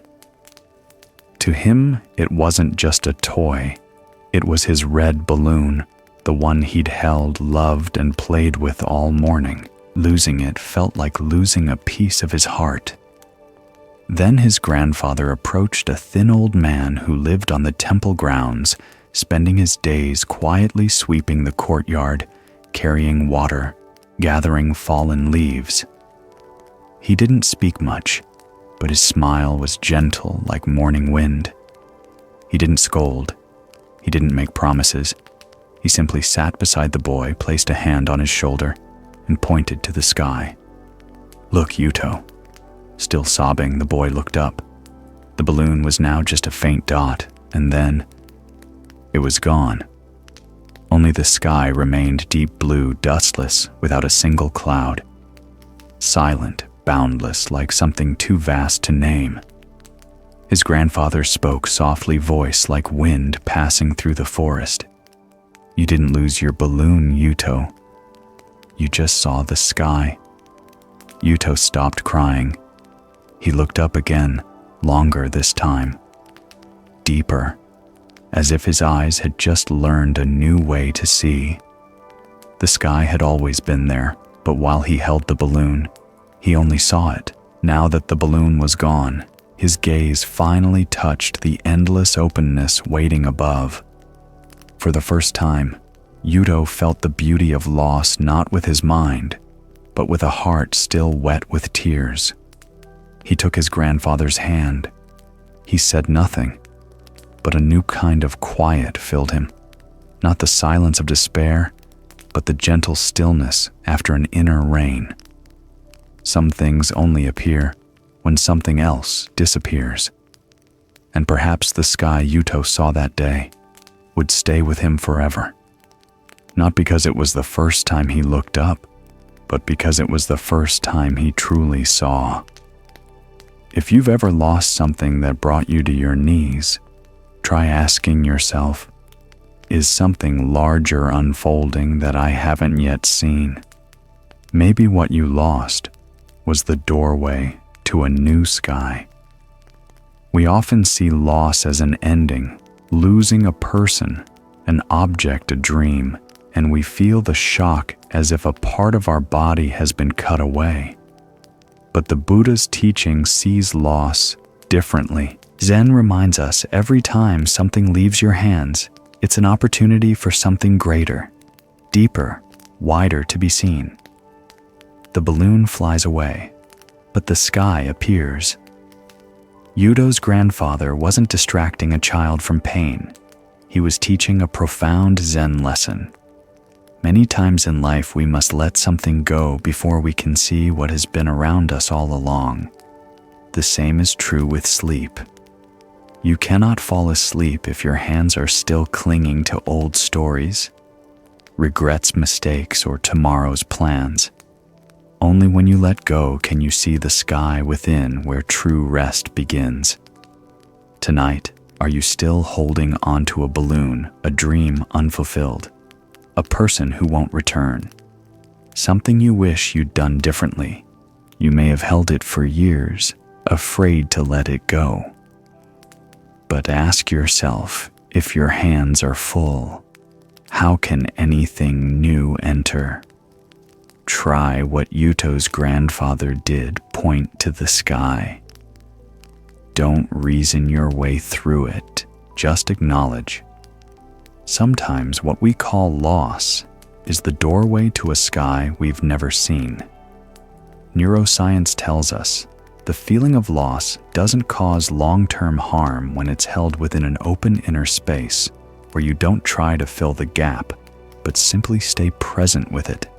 That's what allows the mind to heal, transform, and grow. Before sleep, you can close your eyes and imagine standing under a vast sky. In your hand, you hold a red balloon representing something precious you've loved, but know it's time to release. You open your hand, watch it rise. Your heart may ache for a moment, but instead of following the balloon, look at the sky. Wide, silent, blue. Breathe in, knowing nothing is truly lost. Everything only changes form. And your heart, if spacious enough, can hold both joy and sorrow. Breathe out lightly.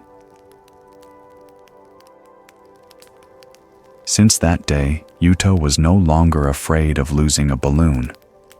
He grew up carrying that memory as an early lesson that pain is not meant to be held, but to open you. In the early morning over the rice fields, dew still clung to each blade of grass. Birds sang their first songs of the day, and a light breeze brushed through the young green shoots. The air carried the scent of fresh soil, the familiar smell of a newly planted season. Everything seemed peaceful, growing, unfolding naturally within the rhythm of life. But not everyone living within that rhythm feels peace. Some sow seeds without ever feeling calm inside, not because the soil is poor nor the seed weak, but because their hearts are trapped in another season, the season of worry. After Yuto learned to let go of the balloon and see the sky, we come to Dai, a farmer who lived close to nature, yet never truly trusted its natural order. Each growing season was a quiet battle against his own mind. Dai was born into a family of farmers stretching back generations. As a boy running behind his father's plow, he grew familiar with the smell of wet earth after rain, the murmur of water flowing through the ditches, and the feeling of mud between his fingers that somehow brought peace, like still autumn water. He grew up with the seasons, learning the subtle language of nature, when to sow, when to pull weeds, when to sit still and wait for the rain to come. Everyone in the village said Dai was devoted to his work. His fields always yielded full grains. His granary was never empty. But what no one saw was the quiet tension beneath his diligence, a tight string that never loosened enough to breathe. Dai worried, not a little, but so much that sleep often eluded him.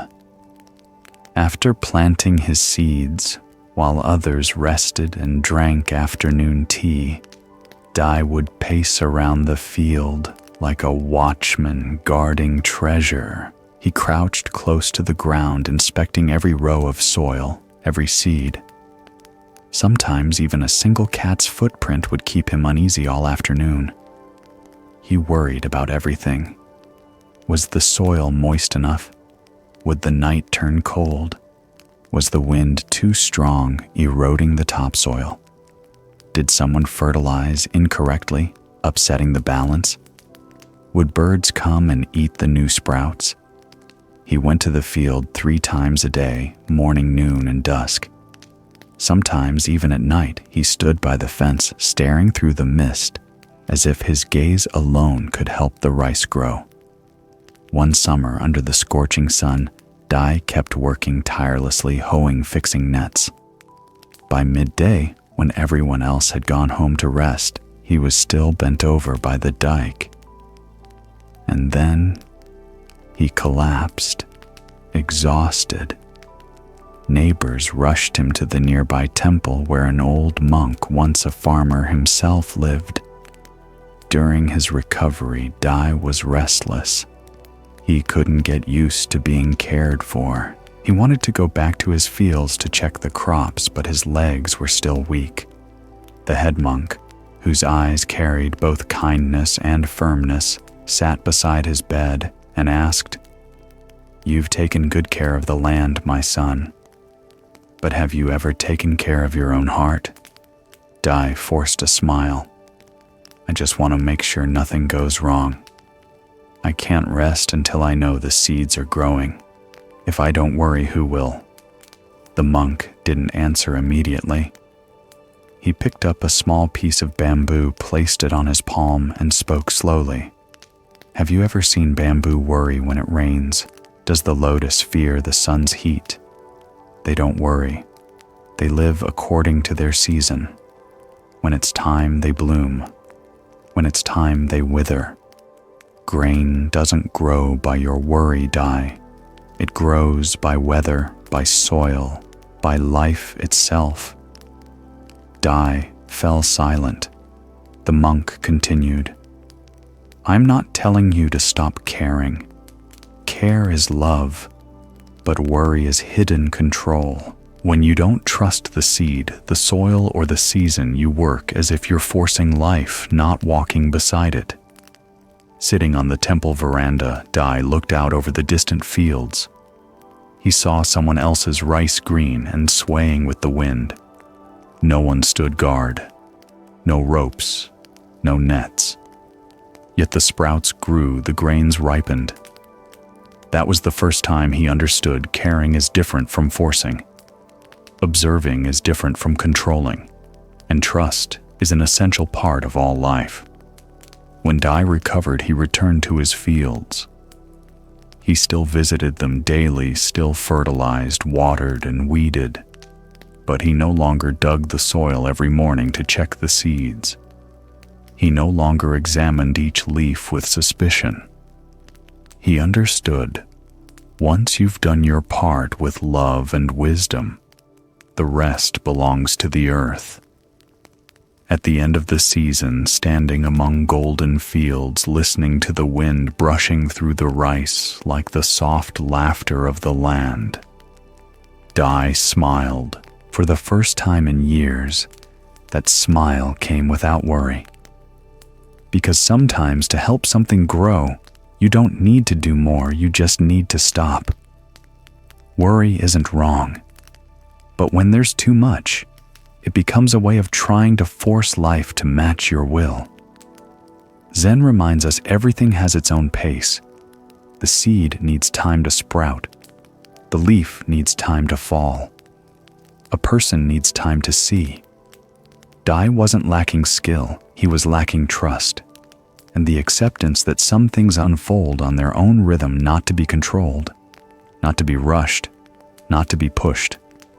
It's the same in spiritual practice or meditation. You may meditate daily, listen to teachings, read sutras, but if you keep asking, "Have I improved yet? Have I changed yet?" you're like Dai, digging up the seed to check if it's grown. True growth never happens under pressure. It happens through permission. If tonight you're worried about work, children, relationships, or yourself, remember Dai. He did everything right, but forgot to trust that the earth knows its own work, that the seed knows when to sprout. You're the same. You can't command your mind to be still, but you can create the conditions for stillness by not forcing it. Before sleep, sit quietly for a moment. Breathe evenly. No need for positive thinking. Just remind yourself everything is growing in its own season. Modern science agrees when we rest in trust and ease, the nervous system shifts into repair mode, releasing anti-stress hormones, improving sleep and enhancing recovery. So tonight, instead of using the dark hours to imagine every worst possibility, use them to trust that if you've planted with a clear heart, the flower will bloom when it's ready. Remember, a flower doesn't bloom because you keep watching it blooms, because it has light, water, and space. Ask yourself, does my worry help me grow, or does it only make me tired? Late in the afternoon, the sea breeze began to rise, carrying the salty scent and the rhythmic sound of waves breaking against the rocks. On a small sand dune near the water's edge, an elderly woman sat, her hands moving, constantly weaving strands of coarse hemp into a fishing net. Her thin, still figure resembled a stone carved by time, and her eyes gazed far toward the horizon where the sun was slowly sinking into the sea. After the story of Dai and his anxious field, we come to Akari, a woman who no longer farms, no longer has a husband, no longer holds any concrete hope, yet still lives as if love had never left. What she keeps is not a person, but presence. Akari lives in a small wooden house by the sea, where the wind blows almost all day and the waves never rest. She was the wife of a fisherman, a man who spent his life adrift on the cold, salty waters. And it was that same sea that eventually took him away. Years ago, when the ocean turned violent, her husband and a group of fishermen went out as usual. But that time, they did not return. The storm came suddenly, so fierce that no one had time to pray. When it finally passed, the villagers found only fragments of wood-torn nets and an old pair of shoes, the same pair Akari had mended for her husband before he left. People wept. The village raised white flags. Every home that had lost someone built an altar offering rice for 7 days and nights. But Akari, she did not cry. Not a single tear fell. She just sat quietly, hands folded in her lap, eyes fixed on the distant sea, as if waiting for something beyond words. "She's so cold," someone whispered. "Maybe she hasn't accepted the truth," another guessed. But the truth was different from the rumors. Akari wasn't cold. She was in too much pain to show it. Some grief runs so deep that it cannot spill through tears. It hardens into silence, resting inside like a stone, still and heavy like the ocean after a storm. Since that day, she has gone to the sea every morning, not to fish, not to wait for boats, but to sit where her husband once sat, mending nets and watching the wind's direction. She brings a small fishing rod and rolls of old netting, patiently weaving, not for anyone, not for sale, not for use, just weaving. The villagers got used to it, though their curiosity lingered. One day, a neighbor brought her some bread, sat beside her, and asked softly, "Do you still hope he'll come back? The sea has already returned everything." Akari didn't get angry nor sad. She kept her eyes on the water and replied in a voice lighter than the wind, "I'm not waiting for him to come back. I just don't want to forget the place where he once lived." The neighbor fell silent. After that, no one asked again. Akari continued to go to the shore to weave, to sit quietly in the wind. And strangely, those who were grieving, heartbroken, or silently struggling often came to her. They didn't need to speak. Just sitting beside her, listening to the wind, hearing the soft rustle of netting through her fingers. They somehow felt calm. She never taught anyone anything. She didn't talk about letting go or advise people to be strong. But her presence, the way she sat there day after day, without trying to reclaim what was lost, without running from pain, became a quiet form of healing. Most people think letting go means walking away, forgetting, packing the past into a dark corner, and never looking back. But Akari lived differently. She neither held on nor pushed away. She let her pain stay as part of life. No conclusions, no explanations, no need to move on. Perhaps that is the deepest form of letting go, to let go while still being present. To release without rushing forward, to be light enough not to crush your own heart, yet gentle enough not to erase the traces of love that once was. The nets she wove never touched the sea, but every knot seemed to mend a space within her. Each morning she sat there again. The sea was still blue. The wind still blew. People passed by. Some might only see an old woman, frail and strange. But those who had once sat beside her quietly on that silent shore understood some losses don't need to be recovered. They only need compassion, not to be erased. Because not all love needs a return. Some love simply needs to be present, and that is enough. In Zen, there is a familiar image, a person sitting by the river, watching the water flow, not swimming, not clinging. They neither reject the memories nor try to change the past. They simply stop grasping at the current. Akari was like that. She wove nets not to catch fish. She sat not to bring the past back. She was simply present without expectation. In a world obsessed with goals and outcomes, her way of being became a living form of meditation. And like you each night, lying down with emotions and memories, you can also choose to cling and suffer because you cannot change, or to soften and simply be with what is here. Sometimes loss doesn't need to be healed by replacement, but by allowing it to exist gently. Tonight, if you find yourself thinking of someone who's gone, something lost, a dream, unfulfilled, you don't need to forget. Just sit quietly without trying to understand, without searching for reasons. Simply be with the absence itself. That is a kind of letting go. Zen calls non-abiding, not resting anywhere, not seeking a foothold. And it's in that state of non-grasping that the heart truly finds peace. When the heart rests, the body is allowed to rest too. Sleep comes not because you force it, but because you no longer resist the darkness. Neuroscience confirms this.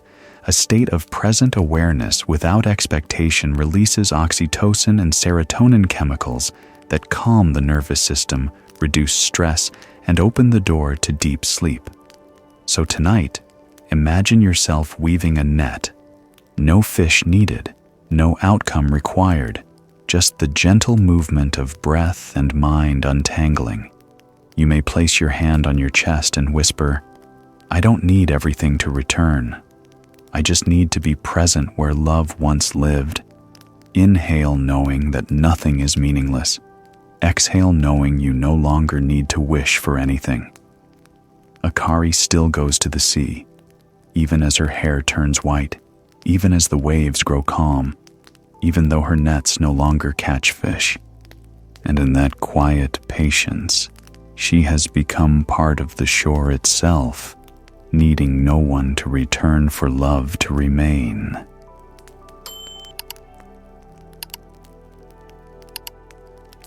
Early morning in the old tea kitchen, the scent of dried leaves still lingered in the air, even though no one had lived there regularly for a long time. Sunlight slanted through the wooden door, spilling across the darkened table, worn smooth by years of use. The clay teapot still sat in its familiar place as if time had never touched it. But inside, one heart time had not stopped, and sometimes it takes with it those we love the most. After Akari learned how to be present with absence without demanding anyone's return. We arrive at Nari, a young woman who has just lost her mother, living through her first year of mourning. Instead of lighting incense or praying as tradition dictates, she chose something simpler to make tea, as her mother once did every morning. Her mother passed away on an ordinary morning, so ordinary that no one had time to prepare. No goodbye, no final glance, just one soft breath, and then silence, like wind vanishing in a forest. That suddenness wasn't an explosion, but a quiet hollow, small, yet bottomless. From that day on, her mother's memory lived inside Nari like a wound, with no name, bloodless, but never healed. Her mother had a small habit, but for Nari, it was a lifelong ritual drinking tea each morning. She never brewed it in haste. She rose early, boiled water, slowly warmed the pot, and sat still as if listening to her own breath. When Nari was a child, she would sit beside her, hearing her mother's voice, soft as steam tea, is not for quenching thirst, but for quieting the heart. Nari didn't understand it then. She only knew the tea smelled good, tasted warm, and her mother seemed peaceful, like a lotus at dawn. But those mornings etched themselves into her like a fragrance that never fades. On the first anniversary of her mother's passing, the once warm kitchen felt cold and hollow, like an abandoned temple. Nari decided to clean the tea space. No one asked her to, but something inside urged her, as if not brewing tea that day would let her mother's memory dissolve like mist. She washed each cup as though touching her mother's hands. She wiped the shelves, polished every wooden beam, as if cleaning away a year of absence. She chose her mother's favorite lotus tea, opened the tin, and the scent floated out gentle as a sigh. Steam rose. The teapot lid clicked. Her hands poured slowly the way her mother once did. Then one drop fell into the cup, then another. Not boiling water, but tears. Nari didn't wipe them away. She didn't stop pouring. She whispered softly, as if to someone still sitting there, "Drink, Mom. I've made it." In that moment, the kitchen was no longer a kitchen. It became a bridge between two worlds. Steam, breath, and memory intertwined. She didn't know how long she stood there, only that her tears had blended with the tea, the cup, and the scent of lotus. When the tea cooled, Nari placed her palms together, took a deep breath, closed her eyes, and drank the tea steeped in longing. The flavor wasn't the same. It was sweet and salty, warm and cold, as if it carried an entire year of emptiness within it. Her teacher had been standing by the doorway all along. He didn't step inside. He didn't say much. He simply watched her the way one observes a lotus slowly unfurling, and then said in a voice calm as a wave, "You've drunk your longing. Now let it dissolve." It wasn't a platitude. It was a gentle knock on the heart's door. And in that instant, Nari understood longing like tea must be brewed, sipped, and allowed to pass. It cannot be kept forever on the shelf like a sacred relic, for the longer you hold it, the more bitter it becomes. She set down the cup. The kitchen was still the same, but somehow wider. The wind slipped through the eaves, brushing across the table, as if someone had smiled in passing. Nari stood dried the cups. The pain in her heart hadn't vanished, but it no longer blocked her path. It had become like an underground stream, something that would rise when needed gentle, as the fragrance of tea no longer choking her. Since that day, she continued to make tea every morning, not to find her mother again, but to keep practicing the lesson her mother had left behind: drink tea to quiet the heart. And in that stillness, memory did not disappear. It simply softened like steam, leaving space for new breath to enter. Perhaps that is how one keeps the dead without losing oneself, and how Nari began to live instead of staying frozen in a morning that would never return. The Buddha taught mindfulness is being fully present with what is. You don't have to force yourself past your pain. You don't have to rush to make it fade. You only have to drink it with awareness. Nari didn't wipe away her tears. She didn't pretend to be strong. She chose to be present with her sorrow, not to fix it, not to flee it. That act was not merely remembrance, it was a form of practice. And just like you at night, you might be missing someone who has passed, or someone still living, but no longer beside you. Don't run from that feeling. Don't force yourself to forget. Just be with it. When you no longer fear sadness, sadness can no longer rule you. If tonight you feel a hollow inside, don't try to chase it away. Make a cup of tea or simply pour a glass of warm water. Sit down. Breathe in knowing you are sad. Breathe out knowing you are still here. You need no reason to hurt and no reason to let go. You only need to be present with what is. Science too confirms this: when we accept emotions instead of resisting them, the nervous system shifts into recovery mode. The brain releases oxytocin and serotonin chemicals that soothe the mind, promote deep sleep, and help heal emotional wounds. You can close your eyes now and imagine yourself sitting before a cup of tea. No one beside you, no words of comfort, only steam breath and your own heartbeat. You may place your hand over your chest and whisper, "I don't need to get over this. I just need to be here with it." The tea cools. The sorrow settles, not because you forget, but because you've released the wish for it to be otherwise.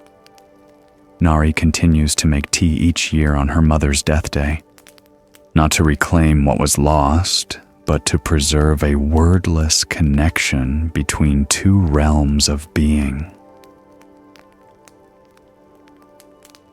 That morning, the sky was soft with clouds, and the wind from the mountains made the eucalyptus trees in front of the pottery kiln sway gently.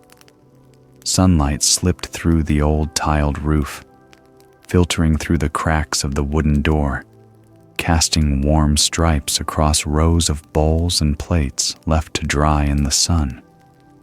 Inside the clay kiln behind the temple, the scent of baked earth and warm ash seeped into every thread of fabric. The whole space seemed to hold its breath, witnessing a silent yet profound transformation, the passage from earth into form. After the story of Nari and her tear-stained cup of tea, we come to Yuki, a young potter full of ambition, but also impatience.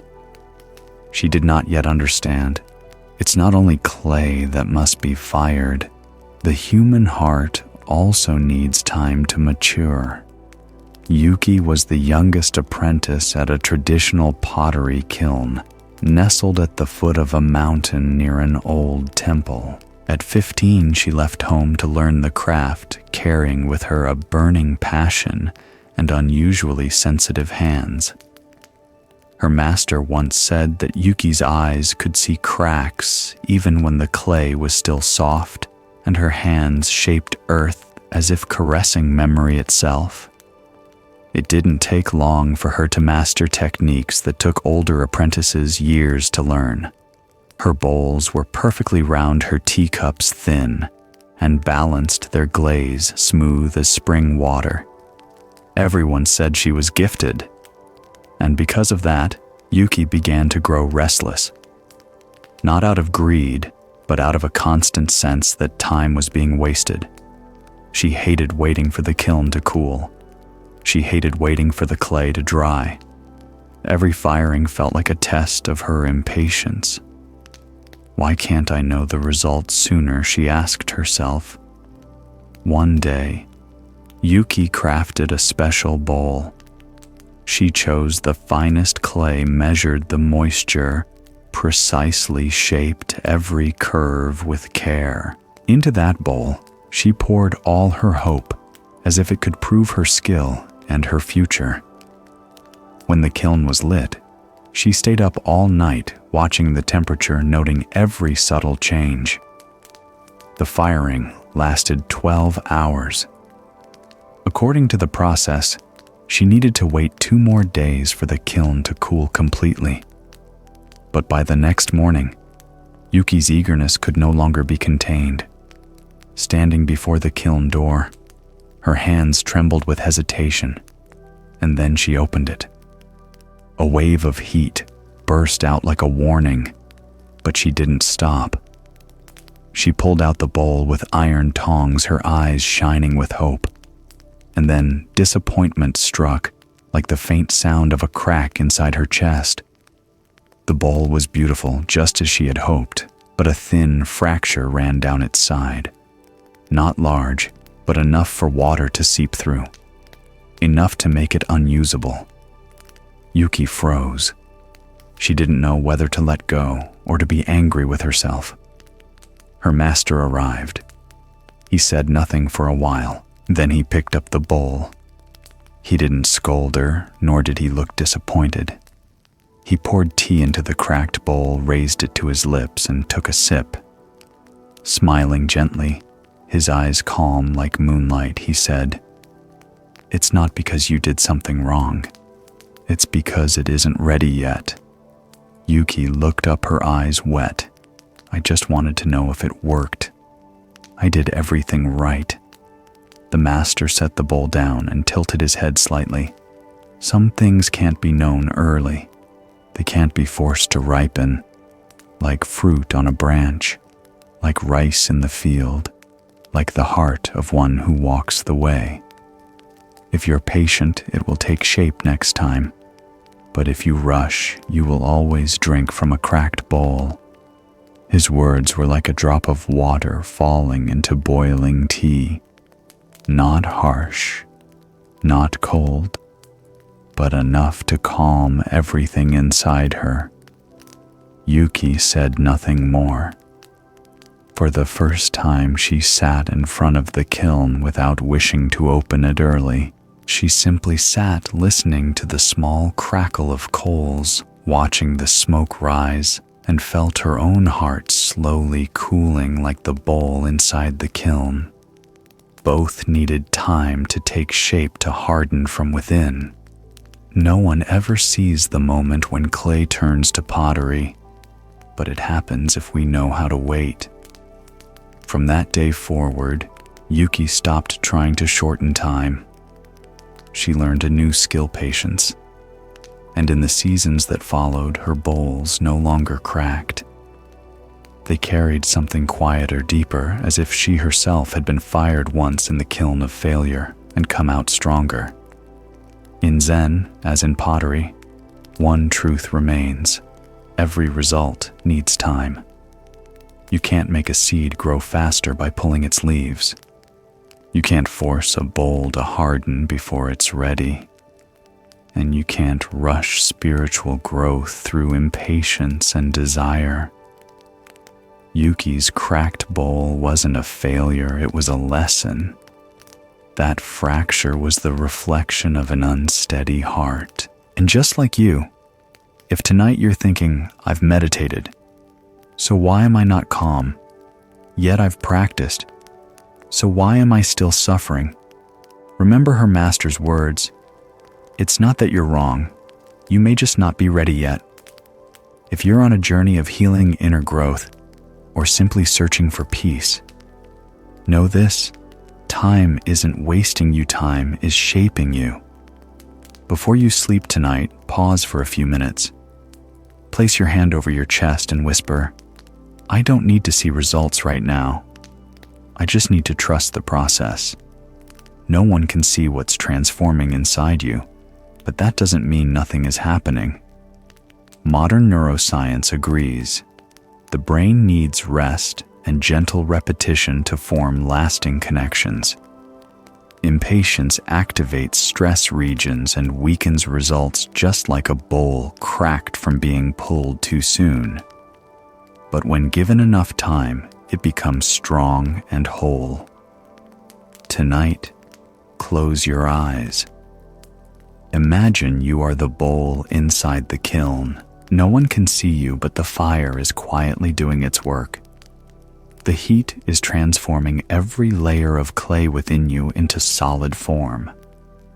You cannot rush that process, it's not yours to control. You only need to stay a little longer in the fire. Breathe in, knowing you are in the process of becoming. Breathe out, releasing the urge to succeed right away.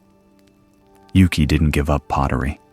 She kept firing her work and kept practicing patience.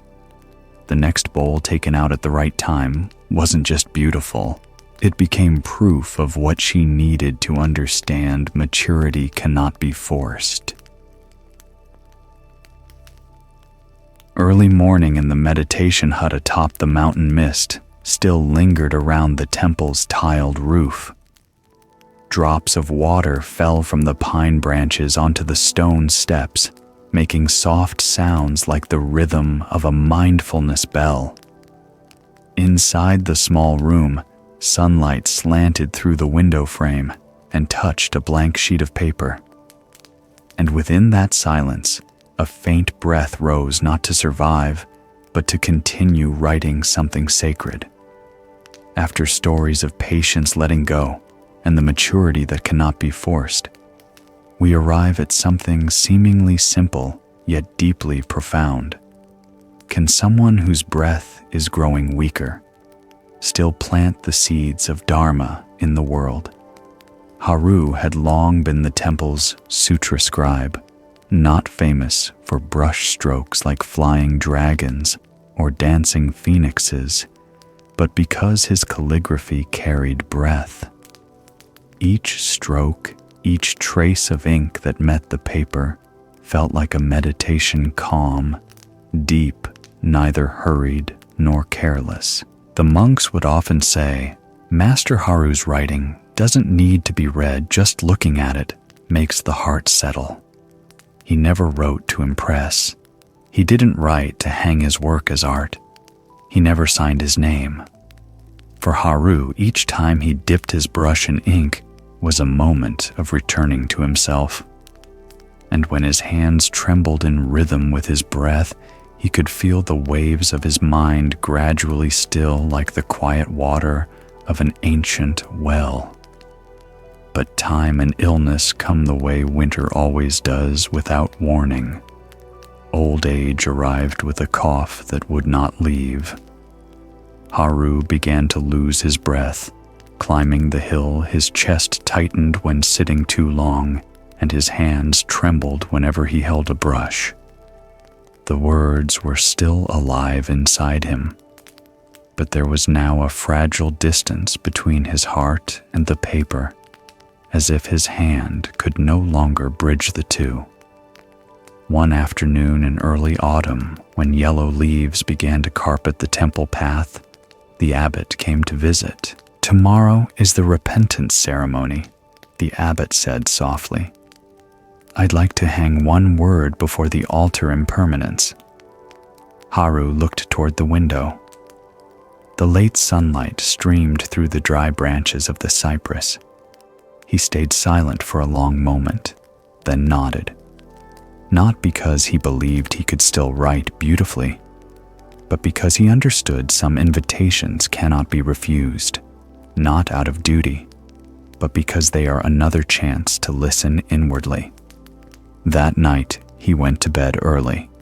The next morning, with light rain softening the view outside, Haru laid out the paper. The ink was mixed. The table was ready.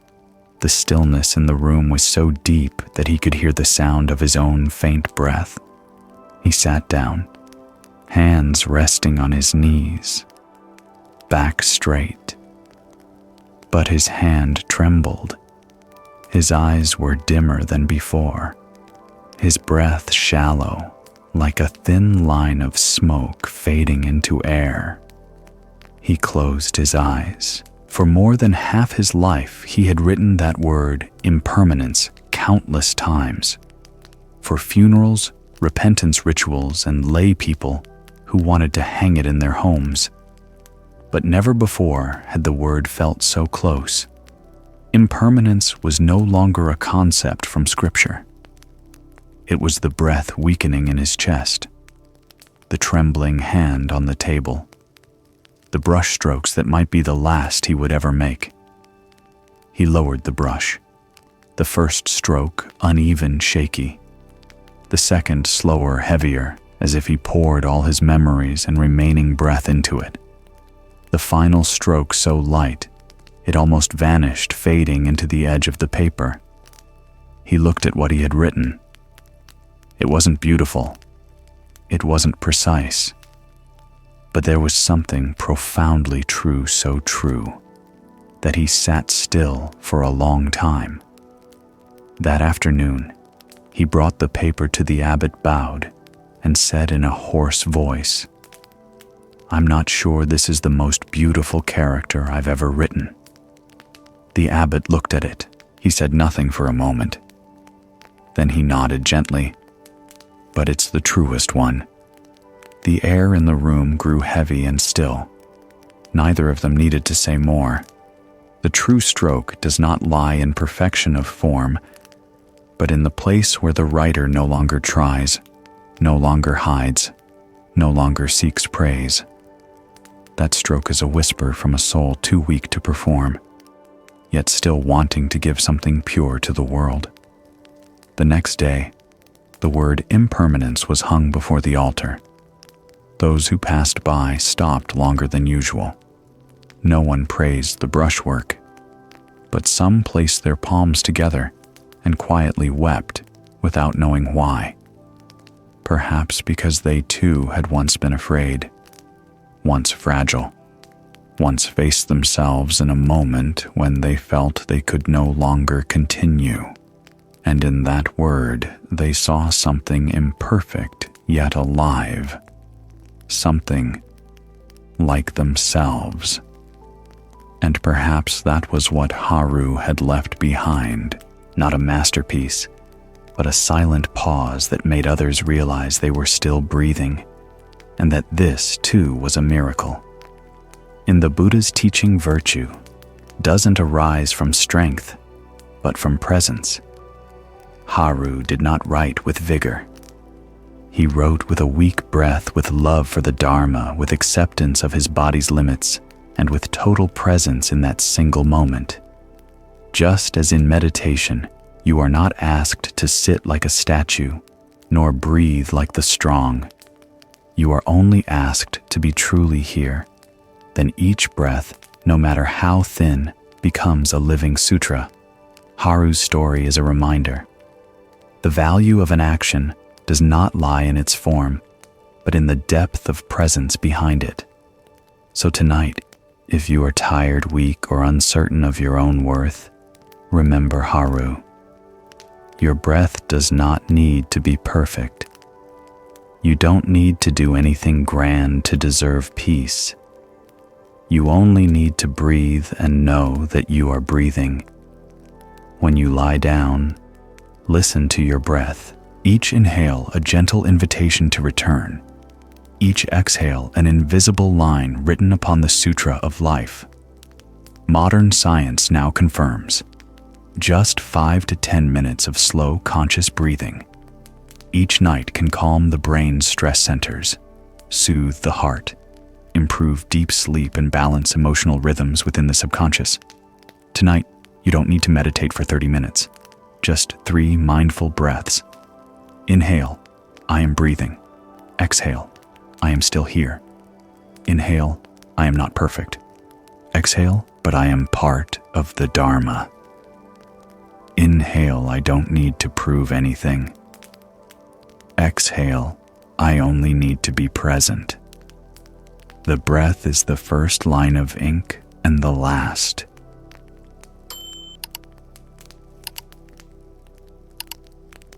Haru's calligraphy of the word impermanence was later hung in the main hall of the temple. Everyone who passed by would stop and look at it a little longer than usual, not because the writing was beautiful, but because it was alive. When Haru's final breath closed upon the page that carried the word impermanence, the Dharma was planted through that very fragility. Yet sometimes the Dharma does not dwell in what is written, but in every stitch, every silent hand that no one remembers, no one names. In a quiet corner of the temple courtyard sat an old woman who mended robes for monks and pilgrims every day. No one knew her name, but each thread she passed through cloth, every careful stitch she made, was itself a meditation. Tomiko came to the temple one misty morning. No one knew where she came from, and no one asked. She never requested to stay nor offered to help. She simply sat on the back veranda, a place few people passed, and quietly began to sew. At first, people thought she would stay only a few days, but day after day she remained there, a small basket by her side, a needle always in her hand, and an old robe waiting to be repaired. No one assigned her work.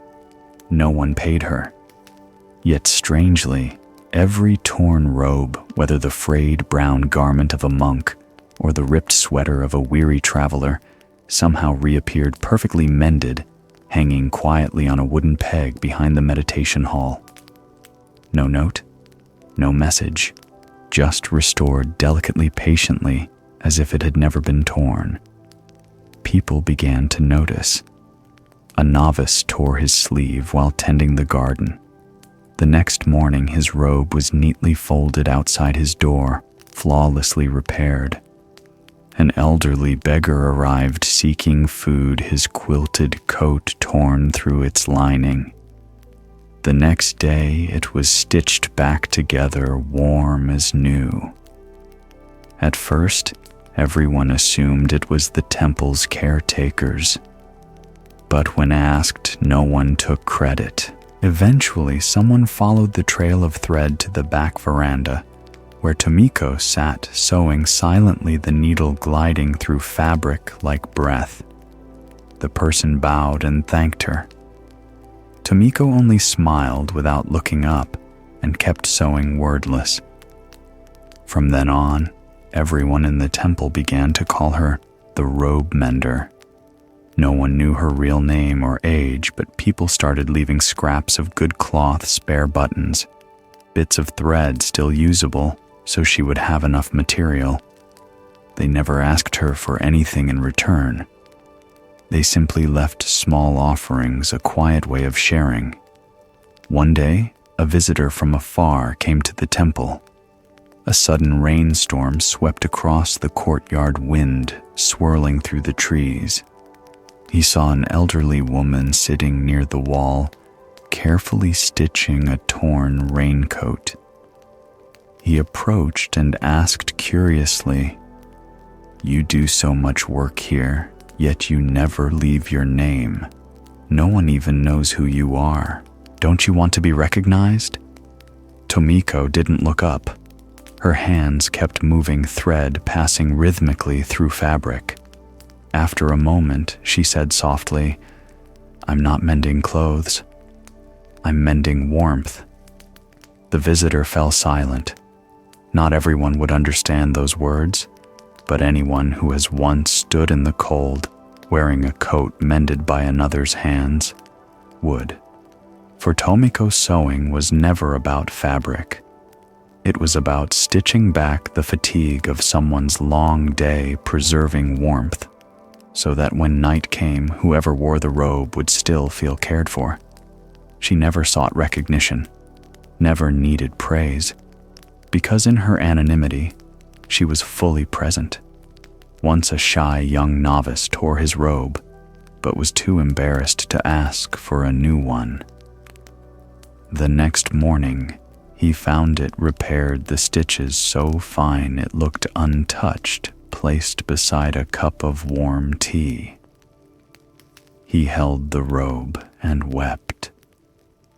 No one asked Tomiko about it anymore, but whenever visitors saw an old woman sitting quietly under the eaves among threads and fading sunlight, they would bow as one bows to a flame that has burned quietly through the winter, because some acts need only one person to perform them. And the quieter they are done, the brighter they make the world. Tomiko never gave Dharma talks, but her life itself was a living sutra, each needle, each thread a silent verse. And perhaps anyone who ever wore a garment mended by her carried within it a touch of warmth beyond words. In a world accustomed to measuring worth by name and recognition, Tomiko was a reminder of another way to live, to give without needing to be known. Her work embodied the spirit of bodhisattva generosity, dana paramita, where giver, receiver, and gift no longer stand apart. No one knows who Tomiko truly was, but somewhere someone slept warmly through the night because of her hands. No one applauded her yet. The warmth she passed to strangers lingered quietly in their lives. Her actions were dharma precisely because they bore no mark of self. Sometimes the good you do will go unseen. A kind word will go unanswered. An act of patience will pass unnoticed. But the dharma is still being planted silently. At night, when all becomes still, you may remember the things you've done for others, with no thanks, no return. When that happens, remember Tomiko. Close your eyes and exhale gently. I don't need to be remembered. I only need to keep my heart kind. Before sleep, recall one small thing you once did for someone, a kind glance, a moment of listening, a quiet blessing. Let that memory become the robe you mend for yourself. Modern psychology affirms unacknowledged acts of kindness. Lower cortisol, raise serotonin, calm the nervous system, and create a lasting inner warmth that carries into sleep. No one needs to know. Your name need not be remembered. It is enough to know that you are quietly keeping the warmth of compassion alive. Tomiko still mends robes every day, still silent, still nameless. Yet her very anonymity is what makes her presence endure, not because she said nothing, but because she never needed to appear. After Tomiko's quiet stitches, after Haru's sutras written with his breath, perhaps you may ask yourself what truly heals a person. Is it medicine? A timely piece of advice? Or is it simply time? Many people come to the temple, sit before the Buddha, and weep. No one tells them what to say or do. There is only one thing they need to be heard, not to be answered, but so they can begin hearing themselves. And that was Maro's role, the man who did not preach, did not teach, did not heal. Yet everyone who met him shed a layer of their old self, not because of what he did, but because of what he didn't do. He was fully present. Maro had once been a respected traditional physician. His clinic was always crowded not only for his skill, but for the way he listened. He never rushed to diagnose. He would simply sit, pour tea, and let the patient speak. Some came with headaches, others with insomnia, but Maro sensed their true illness, the loneliness each person carried within. Then one day, his only son died suddenly in an accident. The grief struck like a silent winter wind slicing through summer. He did not cry, did not wail. But the next morning, his clinic was closed. The wooden sign outside was gone. Rumors spread that he had gone mad with grief, that he had abandoned medicine, that he had disappeared. But the truth was simple. Maro quietly left the marketplace, went up the mountain, and asked to stay in a small valley temple, not to become a monk, not to teach.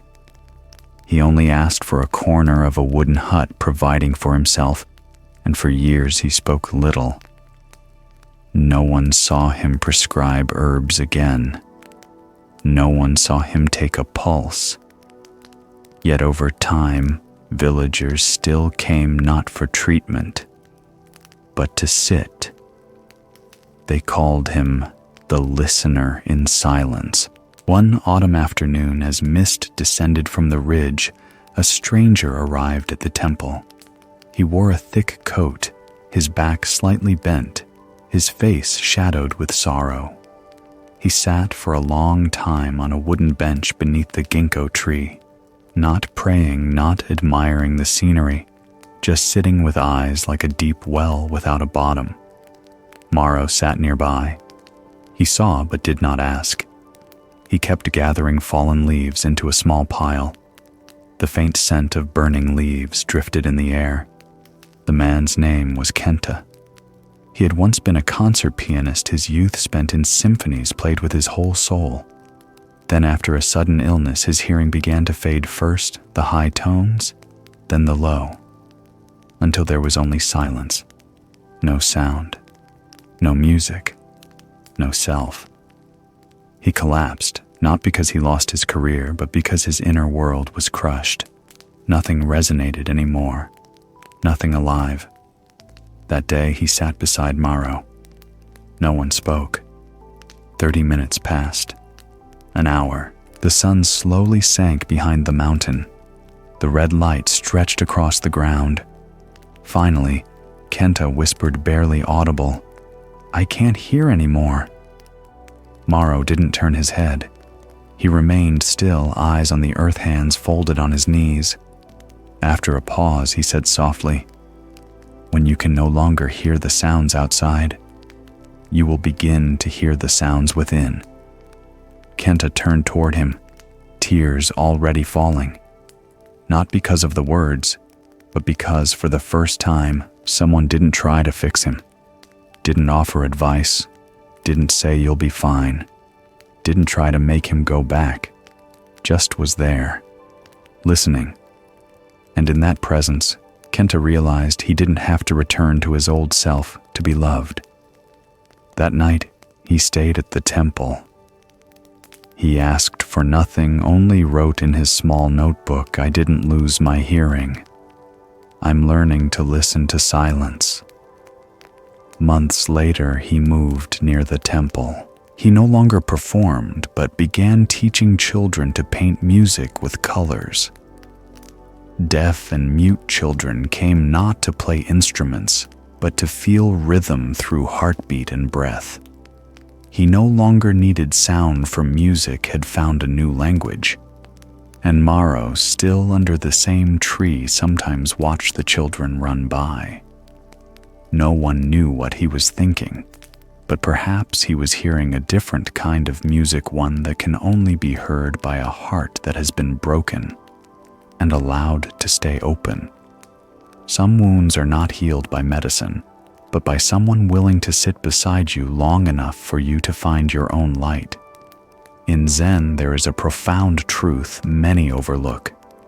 The Dharma is not in eloquence. A true teacher is not the one who amazes you with sharp logic or vast memory, but the one whose silence makes you see yourself. Healing in the light of the Buddha's teaching is not about explaining someone's pain or forcing them to let go. It is not about doing, it is about being. This presence is like a clear mirror, not judging, not decorating, not correcting. And when someone stands before such a mirror long enough, they begin to see not only their face, but also their pain and the light that coexists with it. In the sutras, Avalokiteshvara, the bodhisattva of compassion, is not described as a great preacher or intellectual. She is the one who listens with her heart, who hears even the cries that have no sound, who feels the suffering that has no words. That is silent healing, born not from speech, but from deep compassion and unconditional presence. We live in a world where everyone wants to be heard, but few learn how to listen. And fewer still know how to listen as a form of healing, like a bamboo stalk standing quietly by a stream, saying nothing yet calming the restless water. Truth does not need argument. Light does not need proclamation. And true healing does not need force. It only needs you to be there with a heart wide enough for others to rest within. Perhaps that is the deepest lesson meditation wants to teach. Not to become wise, but to become space where others can see themselves. In life, we often rush to help others get over their pain. But sometimes that very urge becomes pressure. Have you ever told a sad friend, "Don't be sad," or someone anxious, "Be strong"? It sounds positive, but in truth, it denies their real feeling. Tonight, if you are suffering, don't rush to get over it. Don't force yourself to be okay. Try listening to yourself as Maro listened to others. Sit quietly and gently ask, what does this sadness most need from me? Not to answer, but to be present. One who truly listens lets go of control, does not fix, does not define, only opens and stays. Modern neuroscience confirms this. When a person is listened to fully without judgment, the parts of the brain that govern emotional regulation and self-healing activate, leading to deeper recovery than medication. And this applies to you. Spend the last 5 minutes of your day listening to yourself as you would to a child who has just cried. Don't rush to comfort. Don't force silence. Just place a hand on your chest and whisper, "I'm here with you." It's okay. Maro's story doesn't end with a miracle. The pianist never regained his hearing, but he returned home, began to paint instead of play, and his first painting was a portrait of a man listening in silence. That was a beautiful ending, not because everything was healed, but because what mattered most had finally been heard. And so, we come to the end of this journey. Through these seemingly simple stories, sewing, writing, weaving, pouring tea, what have you seen? Not something grand, but presence. None of these people controlled outcomes. They did not try to change others. They did not conquer fate. They simply released their grip and touched life. Letting go is not giving up. It is releasing the burden of control. Awakening begins when we stop trying too hard. Pain is real, but suffering comes from clinging to pain, and inner growth cannot be forced. It arrives only to those who trust, who wait, and who dare to be present. Tonight, you don't have to try. You don't have to be better. You don't have to do anything right. Just breathe and let the Dharma move within you. Let your breath be light like the crescent moon, and as you drift into sleep, these stories will keep whispering like seeds, settling into the soil of awareness. The stories have ended. The sounds are fading. And now, there is only you, your breath, and the soft silence surrounding you. In that stillness, you may realize the peace you've been searching for your whole life was never lost. It was only hidden beneath the weight of trying to control. to achieve, to arrive somewhere better. But you don't need to do anything more. You don't need to reach any special state. Because awakening does not come from striving. It comes from the moment you stop and allow everything to simply be as it is. Letting go is not abandoning what is precious.